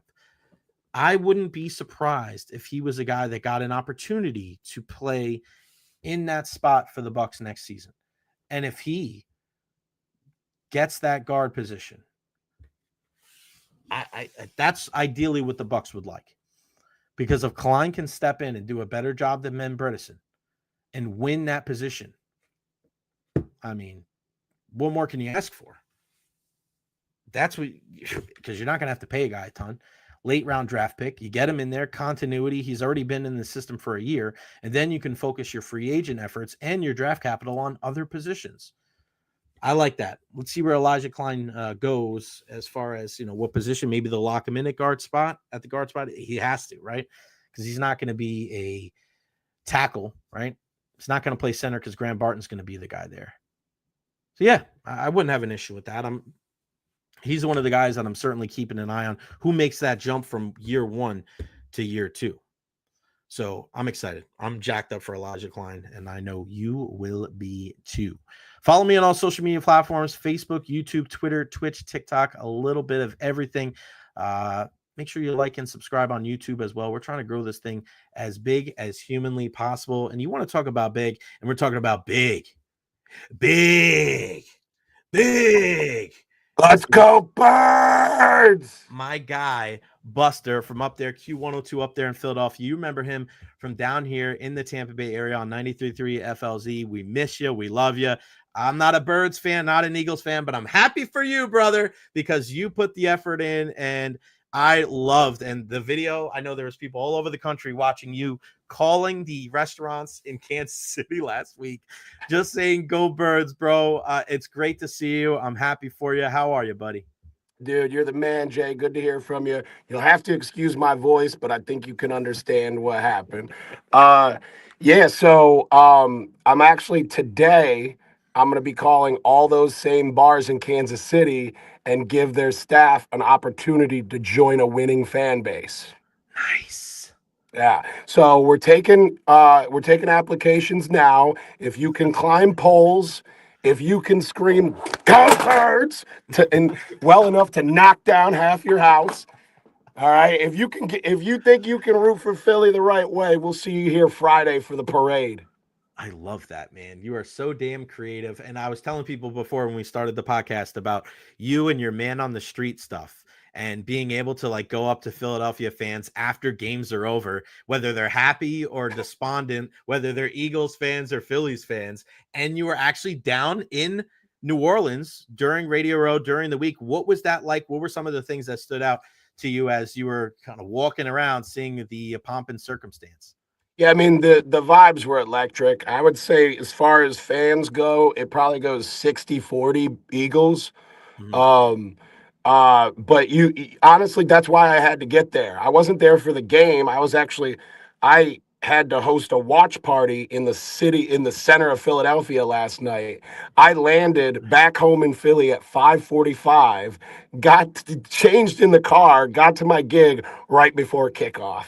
Down in New Orleans I had to get there to feel that excitement, and be a part of it. It was really interesting because some of my friends are Chiefs fans, and I'd be hanging out with them and some of their crew, and they would start the chirping, and what I always thought was so interesting was the way the Chiefs were talking trash was very calm, but very confident. They would say things like, "Let me ask you a question. Do you actually think the Eagles could win this game?" And so I can't wait. I can't wait to check in with all of those people this week. Oh my God, what an incredible performance. What was it like last night after the game? What were you doing? So you had a gig last night. What was it like after the game? Did you go home? Were you out in public? Philly must have been buzzing. Yeah, Philly was buzzing. I mean, our gig was right near City Hall. So all those videos of all the Mhm. pole climbers and all the craziness, we were in the heart of it last night. Now, here's the thing. My wife, I've got a wife who's 3 months pregnant, and we get out of that gig, and all I can think about, as much as I was enjoying it and taking it all in and really getting the visual for everything around us, I also mentally was like, all right, I got to get my wife out of this. um, just in case, Right. anything could happen. But we did take it all in, and it was, I mean, to see the city lit up in green and people shooting off fireworks. I saw a group of people lighting a Kermit the Frog on fire. Yeah. You know, Philly fans, bro. And to your point about getting the man on the street stuff, that's some of my favorite content, but it's a lot of it, is the luxury of the fan base that I have to work with. I mean, Philly fans, the videos that I do where Philly fans are celebrating, those do really well. The videos that I do where Philly fans are miserable, those do crazy numbers because the rest of the country can't wait to see Philly miserable. Well, it ain't going to be miserable for a while now because of what happened last night. What about today on the air this morning? Q102, they're in Philly, iHeartRadio. What was it like? I know you're not a sports station, but it don't matter, man, because everybody and their mother up there was jacked up, I'm sure, because the Eagles won. Without question. I mean, I'll say this. Everybody got a real slow start this morning. So, this afternoon is really when it's going to go down because that's when I'm calling all those Kansas City bars on the air, and I'm letting, it's going to be a little bit of a rally. I'm letting all the Philly fans chirp and talk their talk. And you're right, we're not a sports station, but that shows you how Philadelphia is. I've worked in a lot of markets in a lot of cities and good sports cities too, including Detroit and New York. But it's something different with Philly, and it's not just sports fans. It takes over the entire town, and everybody bleeds green. And you said, like, people are even lighting Kermit the Frogs on fire. It's just like, bro, it's crazy. You're right. And it's people in Philly seem to wear it as a badge of honor, being a sports fan, right? It's not just like if Philly loses, they take it personal, even if they're not a sports fan, because it's almost like a knock against the city. Does that seem right? Yeah, one of the things that stuck out in the comments when I was calling all those bars in Kansas City last week um, was the Philly fans being like, because the Kansas City people, while they are fans, they're not rabid dogs like Philly fans are, and so they're very conservative. And there was a lot of people that would straight up just say, "Oh, well, that's what your opinion is. I wish you good luck." And Philly fans were like, "Do they even care? What's wrong with them?" Yeah, there's something endearing, like, oh, that's really cool. They're a great fan base. And on the other side, it's like, do you even care about what's going on here? We're trying to win a freaking Super Bowl here. Yeah, we're winning a Super Bowl. Who I want to ask you about, like, Nick Sirianni and Saquon Barkley, because Sirianni, the people were trying to run him out of town last year. He's crying in the national anthem last night. I could see he's welling up a little bit. Do fans now love Nick Sirianni, and how quickly did they embrace a guy like Saquon Barkley? Well, the Saquon thing was easy. It was like, "Thank you, Giants." And also Saquon started, nobody'd ever seen that from him until he started playing for the Eagles. So that was an easy, "We love you. Welcome to the party. Let's go." The Sirianni thing is real interesting because it's a microcosm of what it's like to be in Philadelphia. I've been doing radio here collectively for 14 years. And when new people join our team, I tell them, like, "Hey, just so you know, like, if they just moved to the market, I explain to them, like, just so you know, you got to earn it here." Mm-hmm. Like, but once you're over with Philly fans, you're over and they love you. And I mean that in every facet, not just sports, media and everything. But I relate that to the Sirianni thing. Not everybody knew how to feel about him, especially they thought maybe that 2 years ago it was sort of a fluke for the Birds to get in there the way they did. I think he he embodies what it is to be Philadelphia right now because he takes it personal because of all the stuff that happened when Andy Reid fired him with the Right. Chiefs and they swapped jobs and Mhm. now here he is cooking him. The first Italian American head coach to win the Super Bowl, right? Yeah. That's kind of cool. Hell yeah. Um, Pasta for and everybody. yeah, throw it in the air. So I think there's a lot to be excited about the emotional roller coaster of Sirianni. I think as far as passion goes, he makes up for what Jalen Hurts doesn't show anybody. Mhm. You know what I Yeah, right. mean? Because Jalen Hurts is very collected and calm, no matter whether they're losing or winning. Whereas Sirianni, he's chirping, he's crying, he's yelling, he's Mhm. swearing, and that's kind of what you want. How about Cooper DeJean? I mean, shout out to the white cornerbacks because it's like the last of a dying breed over here. I mean, Cooper DeJean, I said it earlier today, he's not going to have to ever buy a cheesesteak in Philly again after that pick six last night. Well, we call him Cooper DeJohn around here because, yes, absolutely. It was his birthday last night.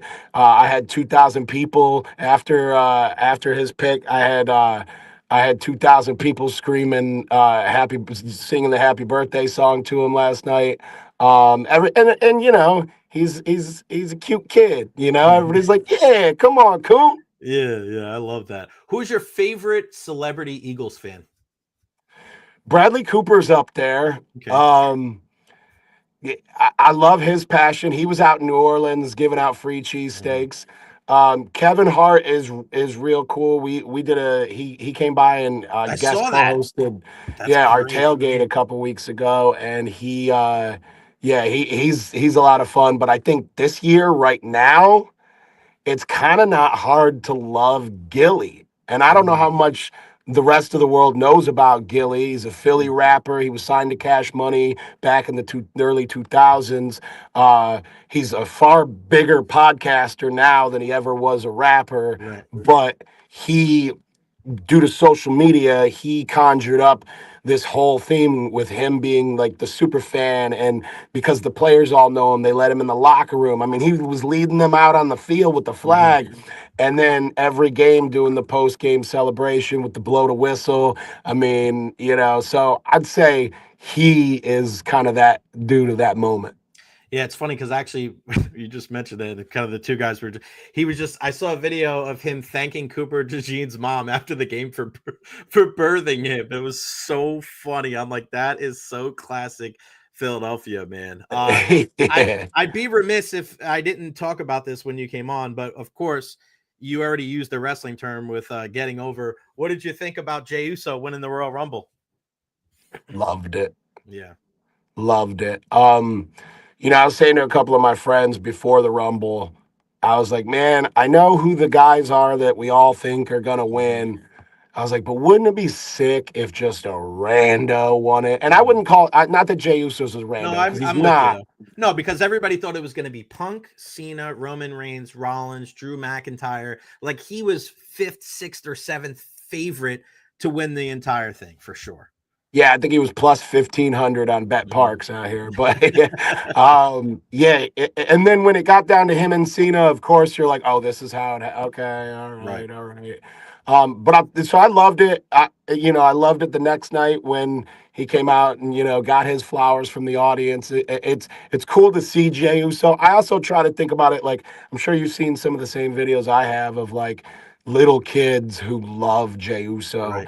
Mhm. and I try to take myself back to like, I'm a 38-year-old lifelong wrestling fan, but I try to remember who I was when I got into wrestling, the little kid that saw these bigger than life superstars.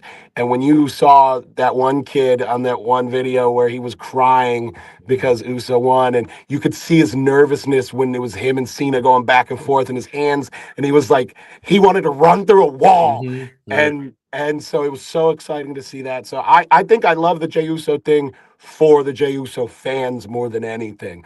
But I'll tell you who I would have loved to see win. And every time I see this guy work, I'm so excited that we're getting him now. Braun Breaker, bro. Yeah. That is an exciting guy to watch. He's nice on the mic, and boy, can he work, dude. And that little podcaster kid, he put his ass in the dirt. I show speed. I sure as hell you need an ambulance right now.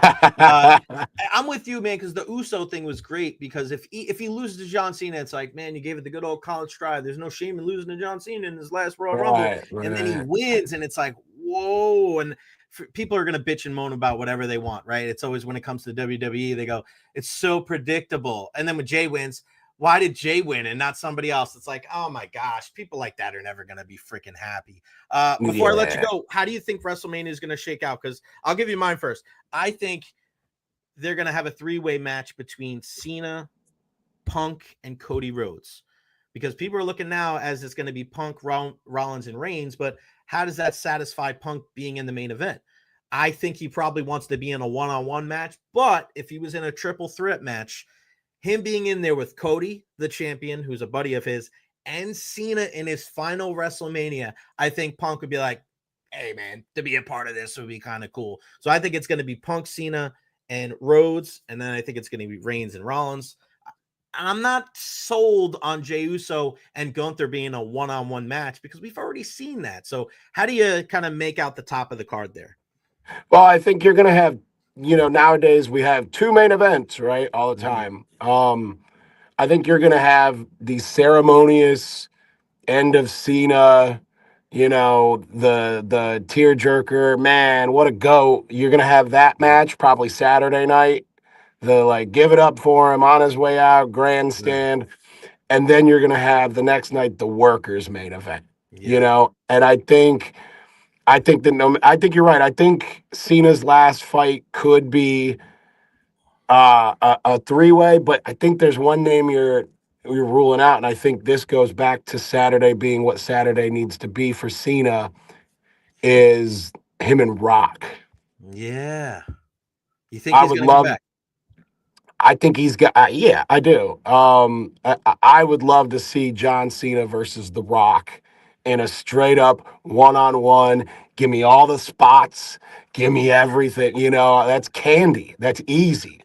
And that's big money too. When you think about what WWE likes to do for Mania, you want to throw in household names, like when your uncle who doesn't watch wrestling asks, what's happening at WrestleMania? You got to be able to say quick, big names. Right. And Cena Rock that's a head turner. What about last year? Last year when Cody finished the story, that was in Philly, man. What was that like? Oh, dude, the whole week was electric. Shout out to WWE for kind of tapping us into a lot of things. We really we got plugged into the WWE World thing, the activation. The whole week, it was like all of a sudden everybody's a wrestling fan. And as a wrestling fan, it was cool to see. Nobody was hating. Everybody was embracing, Yeah, FM Buster on all social media platforms. My brother, I am so happy for all your success. I follow you. I watch you. I'm so proud to say I know that motherfucker right there, man. That's my guy. We've watched WrestleManias and then WWE pay-per-views together. And man, I'm just so happy for your success. We miss you here in the Tampa Bay area. Every time somebody brings you up, they go, man, I miss that guy, man. Do you think he'll ever be back? I'm like, bro, he's crushing it in Philly right now. And everybody's winning. I mean, they're winning. They're coinciding with you being there. So I don't think it's any type of mistake. So check them out, Q102. Download that free iHeartRadio app. Even though I don't work there anymore, I still got love for iHeart. And of course, I got love for you, my friend. FM Buster on all social media platforms. Keep an eye out for those videos of him calling the Kansas City bars and restaurants. If you missed it, I was still dying. I watched it 2 or 3 times. The third time, I was still laughing. Keep up the great work, my friend. Thank you so much for the time, and we'll talk to you again soon. My dog, thanks for the kind words, bro. It's all reciprocated, and thanks for letting me on today. Peace. Go Birds! We're not going to go there. Go Birds! Love you, brother. The man, Buster. God, jeez, he's the best. He's the best. I love that guy, man. We had so much fun in such a short amount of time. Like, there's certain people that you connect with, right? And I know there's a lot of people, you get this, right? And I have certain friends like this, and I know people out there, you feel the same way. There's certain people that you meet that are friends, and I'm not talking like on a relationship side. I'm talking more about you meet a friend at work, or you meet a friend like through I play softball, or you meet a friend and you just click and you get along and you spend a lot of fun times together. My guy Bo is like that on my softball team. it's always a happy moment. It's always a hug. It's always a smile. It's just never a dull moment when you guys are together. And Buster was that guy with me every single time we were together. We just always laughed, and we always, like, there were so many times that we would be in his office. He had this big office on the corner, right by the ping pong table in the back of the old building. And I would sit there on his couch, and I was very careful about going back to talk to him, because I know if I talked to him, it couldn't just be like a 2 or 3 minute thing. I'd have to like nestle in and sit down on the couch. Other people would come by, and we'd have a conversation for like 10, 15, 20 minutes. I was like, man, I got to get ready for my show. There was one time we were having a conversation about a guy at work, and it was about, women problems. And he was dating this girl that had a kid, and he was paying for everything. And she wasn't really like, I don't know if she wasn't really into him, but it was, and we were sitting there just dropping knowledge on this guy and talking about life.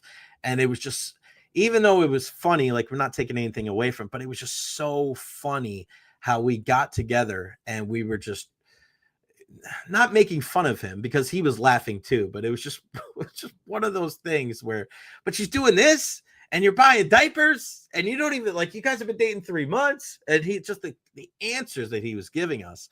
And this is the back and forth, the repartee with guys that we work with. Like, it's something I won't forget. So again, if you want to follow somebody on social media for laughs and a guy that just does it all, FM Buster does such a great job there in Philadelphia. Q102 in the mornings there on iHeartRadio. Bex and Buster, they do such a great job. But yeah, I mean, you heard it from him. Nick Sirianni kind of embodies what Philadelphia is all about, right? He's super emotional, and the highs and the lows, and getting let go by the Chiefs, and now he's with the Eagles, and a real FU to everybody that didn't believe in him last night. And he's a guy, when you talk about legacy making, games, I mean, that's a legacy making performance from him and his team last night. And Ian said it earlier today about like how it's not necessarily like about the coaches. I get that, but as much as I don't want to put too much blame when things go bad, like, and you don't want to maybe put too much positive and praise on team, like, they still are part of the equation. At the very least, they didn't screw it up, right? I mean, if that's how you kind of have to look at it, but his ability to put the right people in place, and knowing that after losing both of the coordinators, and that should tell you that maybe talking about coaching could be overblown, but you got to have the right people in there. You look at what happened a couple of years ago, where the Philadelphia Eagles went to the Super Bowl with Shane Steichen and Jonathan Gannon as their coaches. And then you see from Philadelphia, one guy goes over to Indianapolis and he's their head coach. The other guy goes over to Arizona. He's their head coach. And then without Steichen running the show on the offensive side and Gannon on the defensive side, like, this team faltered down the stretch last year. They started out hot. Let's go back. I mean, look it up. This team was like 10-1 or something, and they were having team meetings because it wasn't going well.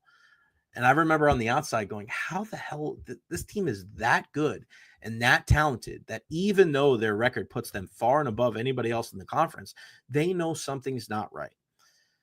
Now, Nick Sirianni took a lot of heat for that. I know people were wondering, Jalen Hurts or some of these other guys, like, who's to blame? And then they come here to Tampa Bay to take on the Buccaneers in the first playoff game, and then they just get absolutely shattered. Now, the Bucs beat Philly earlier this year too, and I heard it this morning on the radio too. Oh, the Buccaneers would have did this if they played fully. They would have done that. The truth of the matter is that they did not get the opportunity to do so. And when that kind of thing happens, like, you really have nothing to say when the season's over. Like, you had to beat the team that was in front of you. And the only fan bases that say things like that are the teams that end up losing. Oh, woulda, coulda, shoulda. Like, that's not what champions are all about. Now, could they have done better than what we saw from Kansas City last night? Maybe. I don't know that. But what I do know is that this Philadelphia team that we saw last night in the Super Bowl was not the same Eagles team that the Buccaneers played earlier on in the season. So I don't think it would have went the same way. I think it would have been a different outcome. I don't know if there was any team in the NFL, I don't care who it is. Some people said, oh, Josh Allen and Buffalo wouldn't have went out like that. We know it's impossible to know that. But the way that Philadelphia was beat or they were built. I just don't see any team in the league that would have beat them. They were built the right way. Okay, maybe you would have done a better job against Jalen Hurts last night. Well, maybe you would have gave up 150 yards to Saquon Barkley, because up until last night, he was one of the most dynamic players all season long. You're looking at one of the greatest performances that we have seen in NFL history for one season for a running back. I mean, you're going to look at Saquon and go, man, if you would have played that last game, you probably would have broke Eric Dickerson's record. You're a Super Bowl champion. I mean, you're looking at him. You're looking at Terrell Davis. Like, it's a short conversation because not many top-tier running backs were able to have the success that Saquon did this year. And even when he wasn't at his best, like we saw last night against the Chiefs in the Super Bowl, it really didn't matter because it's not just about the running back. It is about everything else involved. We want to talk about winners. This guy knows a thing or two about winning. It's our guy, Miguel Menendez, head baseball coach at Jesuit High School. What's going on, buddy? How are you? I'm doing well, Jay. How you doing? Man, I am happy. Baseball season is upon us. I know you're excited too. Once this ball starts rolling, man, it don't stop for you guys. There's a lot of preparation that leads up into what we see this week. How excited are you to get things rolling? I'm really excited. Obviously, it's like Christmas Day, right? Like we get ready to open up, and a lot of hard work has obviously gone into the all season, and now here we are, and we played our 2 preseason games last week, and excited to open up the season tomorrow. How did the preseason look for you guys? Good, went well. We played Winter Haven last Tuesday and won 5-0, and then played Plant on Thursday and won 10-2. Probably the only saw a lot of really good things. The only negative, Caden Wechter hurt a knee and first at bat on Tuesday. Luckily for us, not as severe as maybe we thought it might have been, and so he'll be out 4 to 6 weeks, but should be able to get him back the middle of March and just in time for the end of the regular season and the playoffs. All right, so a knee injury for Caden Wechter, 4 to 6 weeks. We know how highly touted he is, not just in the field, Miguel, but also on the mound. We all know him, when you're talking about Doug Wechter, our good friend over there for FanDuel Sports Network covering the Rays, former big league pitcher. Just what about Caden's growth has allowed him to be so good? I mean, this kid he's at least in the years that I've known you, he's probably one of the best all-around players that you've had there at Jesuit since you started there. He is. He's super talented. I mean, it's just he's such a good athlete, number one. And then, on top of that, he's obviously just made such great strides to his body and just really worked hard in the weight room in the off season and gotten a lot stronger. And, those two things have really, kind of taken his game to another level. But he was playing exceptionally well, shortstop, really swinging about well, was going to hit, was hitting in the 3-hole for us. And obviously with, along with Wilson was going to be kind of 1A and 1B on the mound. So, we'll get him back. And, fortunately for us, like I said, it wasn't as severe, but I'm excited to, the good thing is he's only a junior. We're excited to kind of see what he can be because, I think there's a chance he's a first round pick next year straight out of high school, which is, I don't think we've had one in a little while here at Jesuit. So, but since Lance McCullers. So, but I think he's got that kind of ability. So it's just, obviously the bloodlines with Doug and even his mother and those kind of things are really talented. But I mean, he's an extremely hard worker. He's one of our captains. He got voted captain by his teammates. He's a great leader. I mean, he's everything you want in a baseball player. Yeah, Caden is just as great of a player as he is. He's just an even better young man, and it's such a great support system that he has there with the entire Wechter family. We love him. It's just so exciting to be able to see him do his thing and to really grow into the young man that you hope that he's going to be a great human being and a great player, and just to see it flourish. What is that like, Miguel? I mean, when you see guys and what the pedigree is, you meet a kid as a freshman or maybe before that, and you're like, it seems like a kid's got potential, seems like a good kid, but to watch the growth like you've seen from him, I mean, there's probably not many things that are more rewarding than that, being a high school baseball coach. No, exactly. I mean, he's a young man who came in and, just think about it in his class, like he came in with Wilson Anderson, who pitched right away on varsity for us. And, Caden kind of went down and played JV. And, some people would have took that as, slap in the face or, just they would have took it negatively. And right. He was the opposite. Like, hey, what do I need to do to get better? Here's where I need to be at. And obviously was a big part of, our success last year. But it's rewarding when you see those kind of kids and you see them continue to work and, they have the ability in them and it's there and the skill is there. It's just a matter of them getting stronger and continue to get better. And, that's what he does. And That's what's fun about this group, honestly, Jay, is we got a bunch of guys that they just work and they want to get better every day. Like they're never satisfied. You know, it's Caden, it's Wilson, it's Cannon Mertzall, it's Vincent DiCarlo, like, and those are our 4 captains. And I think it's, when you have that kind of leadership from your best players, then everybody else is going to fall in line, and it just becomes contagious. And those guys have really kind of, they create such a positive culture for us that it's fun to go out there as a coach, because like, I don't have to police a whole lot of nonsense because they handle it themselves. And, they expect greatness from their teammates. They expect them to work hard to get better every day. And so it makes my job easy and my coaching staff's job easy. Honestly, we just get to go out there and coach baseball. Tell me about Wilson, because I've known him since he was knee-high to a grasshopper. I coached his older brother, against his older brother, and it's just so crazy to think that he's in high school now. But this is a guy that for the last couple of years, we've seen him on a bunch of lists when it comes to perfect game, and talking about one of the more highly touted pitchers in the entire country. Forget about just in the Tampa Bay area. What do you expect from him this upcoming season for the Tigers? Well, obviously, first and foremost on the mound, he's going to be really talented. I mean, he's been up to 96, 97 in the preseason for us, and really throwing the ball well. The breaking stuff is really good. The changeup's good. So, what he can do on the mound is obviously second to none. I mean, he's as good as, I would probably argue he's as good as any high school pitcher in the country. So, but I think even more exciting for us is, like, for the first time, he's going to get a chance to really hit. Like, he probably would have hit some last year, dealt with an oblique injury at the beginning of the year, and we just decided, like, hey, we need you to pitch more than we need you to hit this year. So let's just let you come back, get healthy, and we'll just kind of go that route. But and in the absence of Caden right now, he's playing shortstop. They were probably going to, I don't think I've ever had to do this, but they were going to pretty much alternate it. Like, one's going to pitch, one's going to play short, and we'll just flip-flop the next game.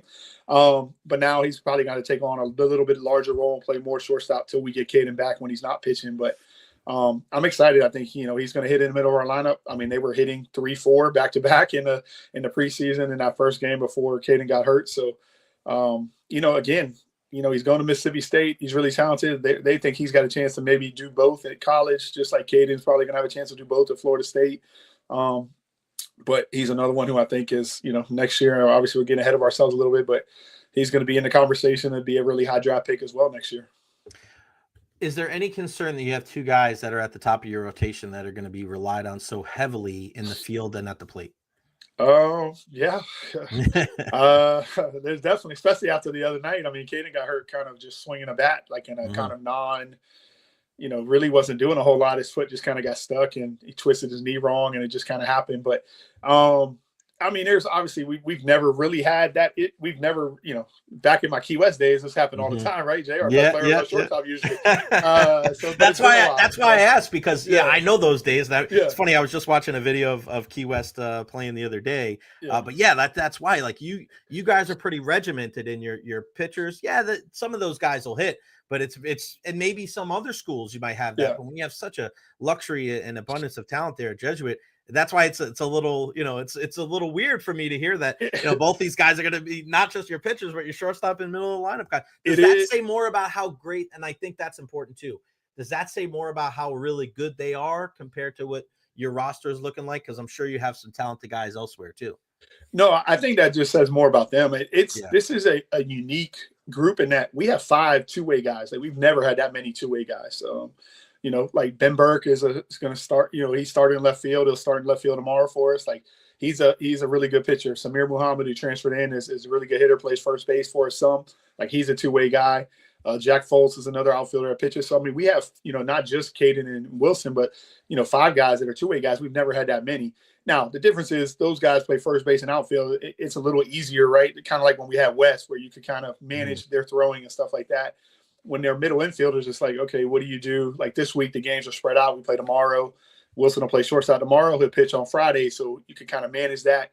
Next week, we play like a game on Friday. We're in Georgia. We play a game on Friday, doubleheader on Saturday. It's like, okay, how do we manage that? And how do those guys now work? And it's just, again, it's, these are problems that a lot of high school coaches have to deal with all the time. We don't usually have to deal with them. So it's probably new to us. Like, people will probably come, when they listen to this, will probably be like, man, what's he complaining about? This is like our everyday reality. So, but it's just, it changes the way we do things in practice a little bit. And like, how much do they throw?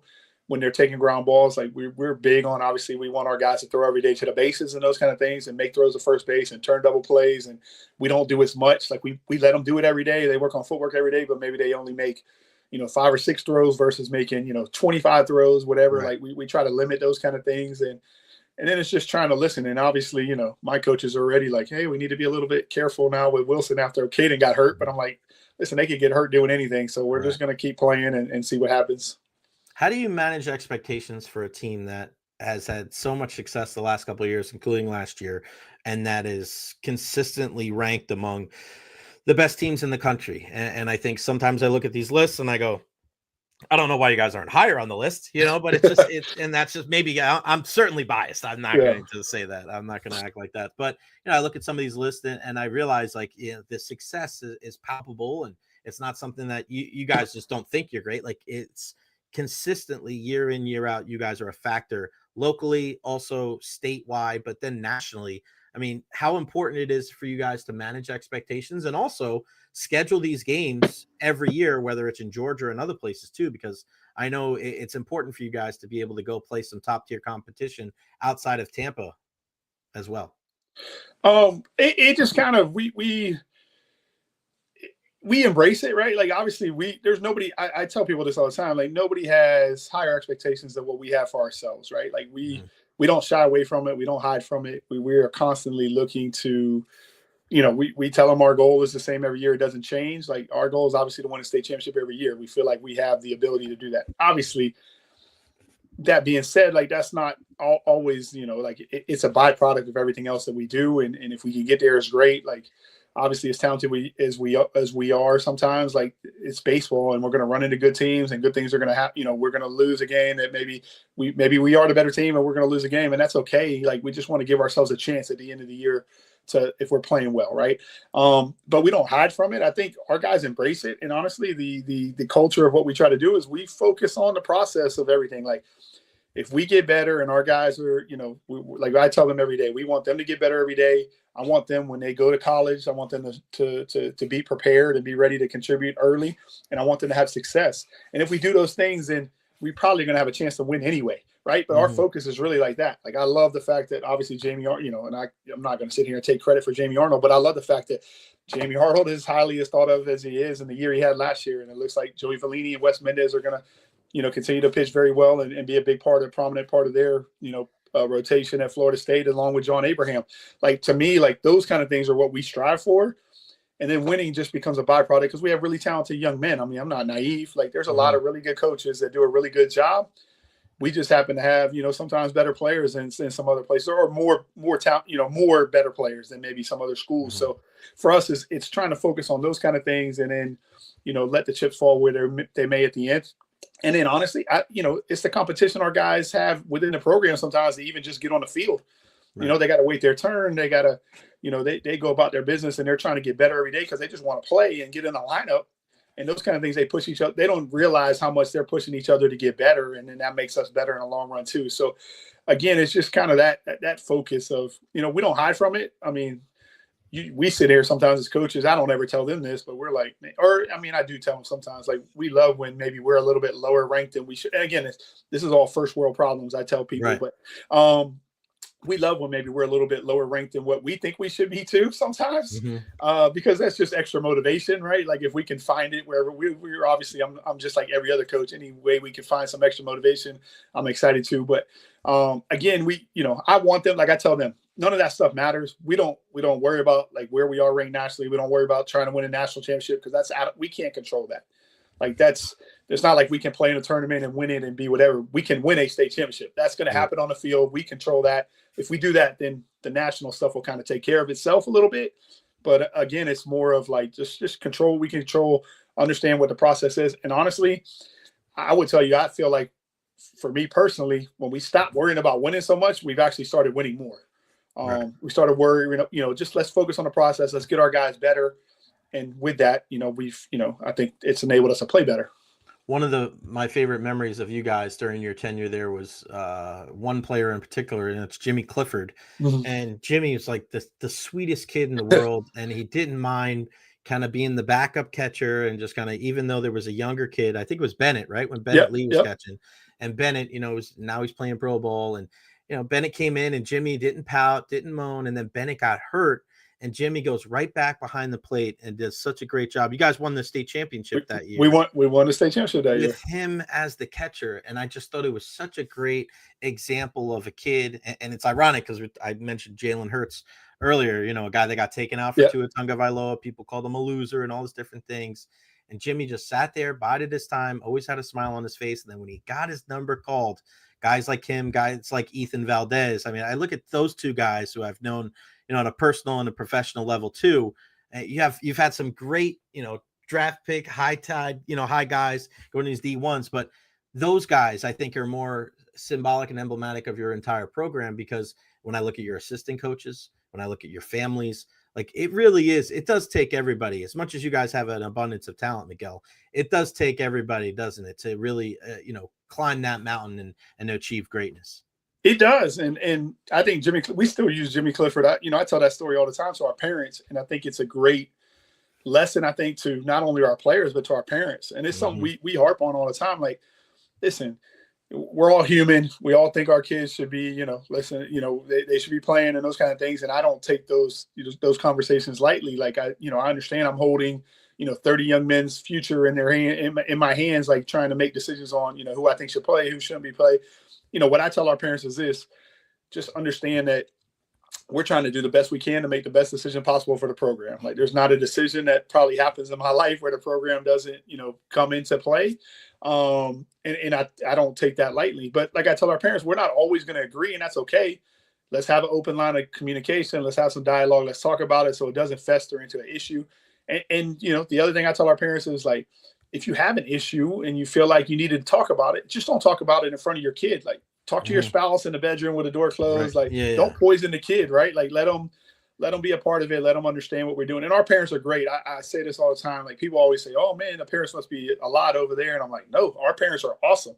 Like, they buy into what we do. They understand, they buy into the culture of the school. Number one, they buy into the culture of our baseball program. And like, our parents are great. Like, they understand sometimes that, like, hey, you got to wait your turn, and you're going to get a shot and be ready to go and go compete. And they understand that's part of being a successful program. And for us, like, it allows me to use, like, Jimmy Clifford's a great example. Like, he waited his turn, but he was also a senior captain. He got voted captain by his teammates, even though he wasn't an everyday player, right? And Bennett obviously is super talented and was really good, and he gets hurt right before we start the district tournament. And then it's, I always thought it was poetic that Jimmy caught we struck the last guy out, so he caught the last pitch of the game in the state championship game to close out his career at Jesuit. And I don't think he would have scripted it any other way. And it just God works in mysterious ways and rewards people. And Jimmy was a great young man, and his family was awesome. And Mikey, we had his brother Mikey come through a couple of years ago and be a part of a state championship team too. So it's just kind of cool to see those kind of stories, because like I said, everybody wants to talk about obviously all the talented young men we have, and that's great. But like you said, Jay, it's those young men that really mean a lot, and they come back and give back to our program, and and they take pride in the legacy that they left there, and that's part of their legacy. Like, they're always going to be remembered for being that senior class that won the state championship in 2019. Him and Ethan Valdez and Brandon Cardona and Andrew Kynes and those guys. So again, it's just kind of great to see. Before I let you go, I want to talk to you about what I think is the greatest rivalry in high school baseball. It's Jesuit and TC, and with Paulie over there, it seems like he's really done a good job of kind of righting the ship, and they're building, and they got, just like you guys, I think you guys could have an inter-squad football game because you both have 97 coaches. Yeah. Somebody asked me, why don't you go coach a Jesuit? I go, I don't want to hit infield the third time around after everybody else. Yeah.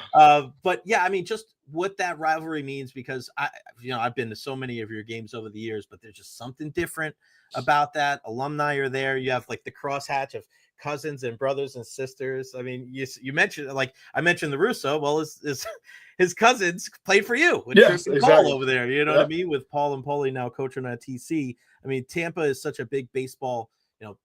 Baseball is the heartbeat of Tampa. It really is. And I don't think anything truer than the Jesuit TC rivalry, because I've seen guys that, they graduated 40 years ago. They haven't gone to a game all year, but my goodness, man, they'll get out to Jesuit. They'll get out to TC.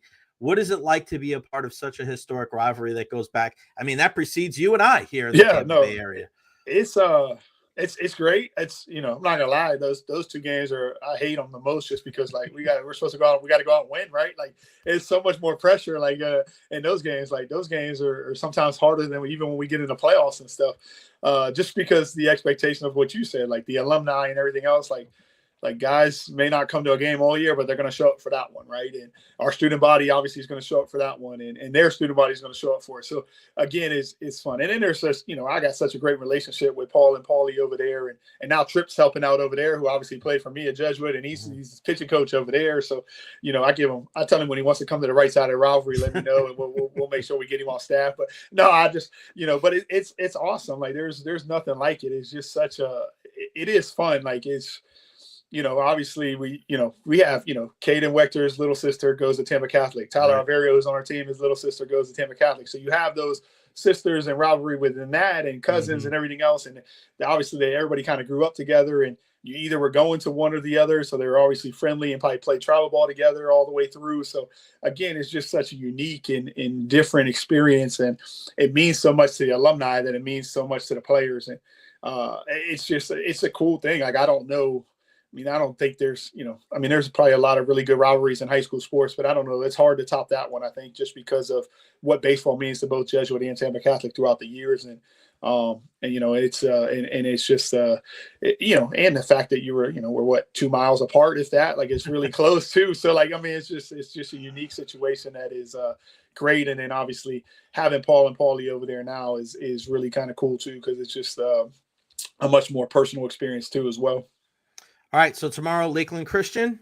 Yep, tomorrow we're at Lakeland Christian, and Friday is the home opener against Calvary Christian. So good week for us, good test for us this week. Geez, so yeah, opening up the home slate with one of the better teams in the area against Calvary Friday night. That's another game, man, where people show out, and people from the other side of the Bay, man, they definitely come to Jesuit. They know what is in store. Miguel Menendez, head baseball coach, Jesuit High School. Before I let you go, I just want to let everybody know, make sure you go support our guy, friend of both of ours, Jared Guthrie, 813 Preps, 813preps.com. Nobody covers high school baseball in the entire country like our guy, Jared Guthrie. So 813preps.com. Please go over there for all of your great high school stories and the way to help some of these kids, because the exposure, they really help. Some of these kids really need that extra push, that extra picture, that extra story. You never know, man. It could get them a scholarship. There's no doubt. I had college coach reach out to me the other night because of a clip they saw from 813 Preps. So it matters. So we appreciate everything Jared does, and please go out and support him, because he's the GOAT. Like I said, he does everything for high school baseball in this area. He's awesome. Yeah, that's right. You're a close second, Jay. Though you are a close second. Listen, I don't care. I'll be a close second for my guy. I love it, man. Miguel, thank you so much for your time. I appreciate your friendship and of course you joining us on the show. And I'll see you out there sooner rather than later, buddy. I'll be out there supporting you guys like I always do. Yes, sir. Thank you for having me, Jay. I look forward to seeing you. You got it, buddy. The one and only Miguel Menendez, Jesuit, always at the top of the list when it comes to top baseball teams in the Tampa Bay area. He mentioned Paulie Russo. I mentioned Paulie Russo. He's going to join us on the program tomorrow, so you don't want to miss that, as well as Alex Golish is going to join us on the program mañana. Before I go, I want to mention two things. One, let's talk about this Tampa Bay Lightning team. Okay, Bolts, I see you. They can't win in the division. They can't beat teams in the Atlantic Division. Blah, blah, blah, blah, blah, blah, blah, blah, blah, blah, blah, blah, blah, blah. No. I loved what I saw from the Tampa Bay Lightning last. Listen, that second period against Detroit was rough, but it's going to happen on the road. You got to weather the storm. They came out like a bat out of hell in that first period, and that's what happens. You go up, then you end up scoring that fifth goal. You give yourself some leeway, and then I love the way they played against Montreal. And can we please clap for Zemgus Girgensons finally scoring a freaking goal? Great pass from Cam Atkinson, and you saw the love and the attention, and just everybody was like losing their mind on the bench. They were so happy for Zemgus. He's been playing his ass off all year long, doing a great job on the fourth line, a great job on the penalty kill. I love that. And David Terry, thank you. Dylan Duke, what a special moment on Saturday for that youngster. Makes his NHL debut. He scores in his NHL debut with his family there. His brother was there because he was playing in that same building that night for Michigan. His brother ends up scoring that night. Imagine being in the Duke family and being in attendance and seeing Dylan score and then his brother scoring later on. Just, you can't script things like this. That's why sports are so great. You can write something out and be like, nah, that ain't happening. That's a fairy tale. There's no way that is going to work. And it did. And God, I love that. That puts a smile on my face. And that's why I really do believe that looking at this team, I think Dylan Duke is with this team for good. I think you keep him up. He can put the puck in the back of the net. He plays tough. Get him in there. I think you call up Isaac Howard. I think those are two guys right there down the stretch. Give them opportunities. Go out and get another mid-six forward. Go out there and possibly get another defenseman. But get Dylan Duke and get Isaac Howard in the mix. Get them in the mix. They can contribute. They can be a factor this year. Because if you watched what you saw the last couple of games, if the Lightning can get depth scoring, I truly believe they can win the title. I truly believe they can win the cup again.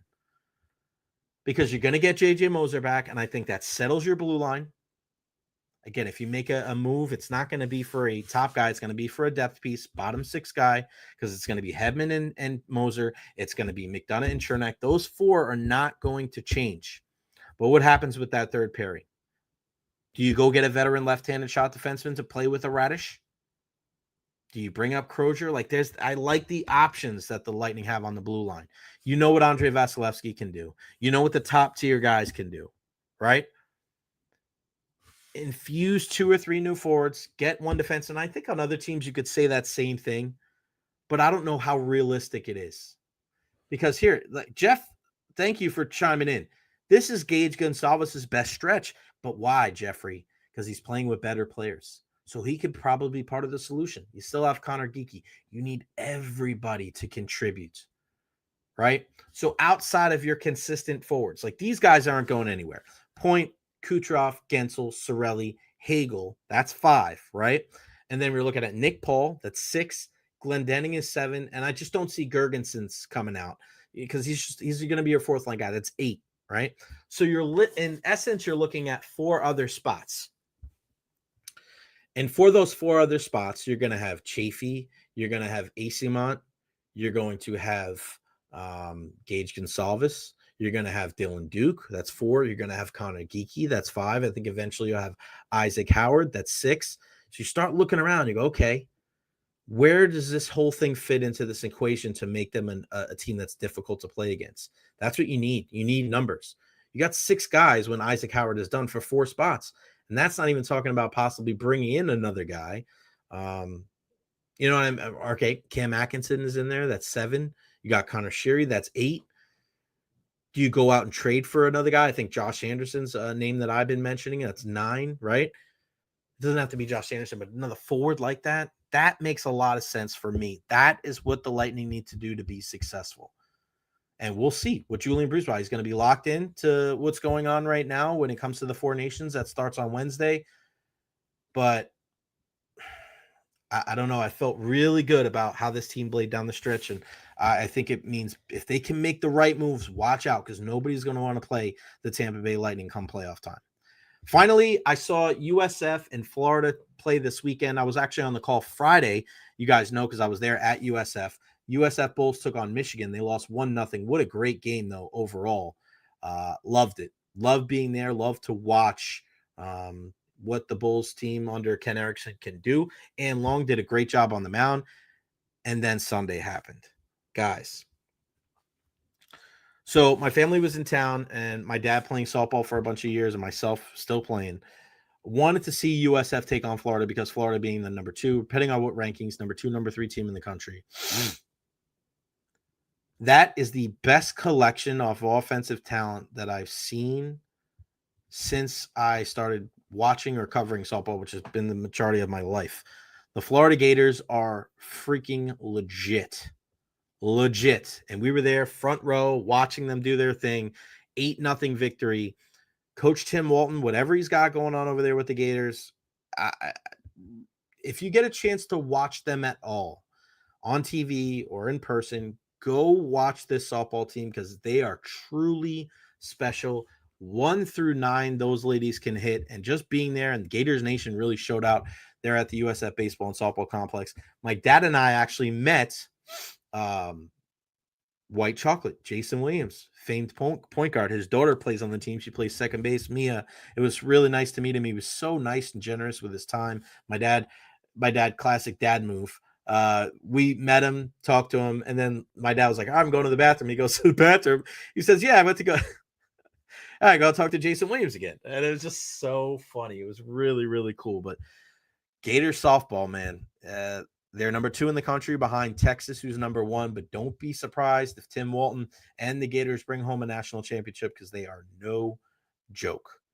All right, a big thank you to everybody that contributed to the program today. Ian Beckles for his weekly visit. Follow him at Ian Beckles in the Trenches podcast. He does such a great job over there. Every Wednesday, 3:15, 3:30-ish, the Beckles and Recher podcast live from the Dignitary Tea and Kava House. Go check us out there. Also, joining us on the program, FM Buster, my guy Buster from Q102 up in Philadelphia. Download that free iHeartRadio app and follow him. He does some great things on social media.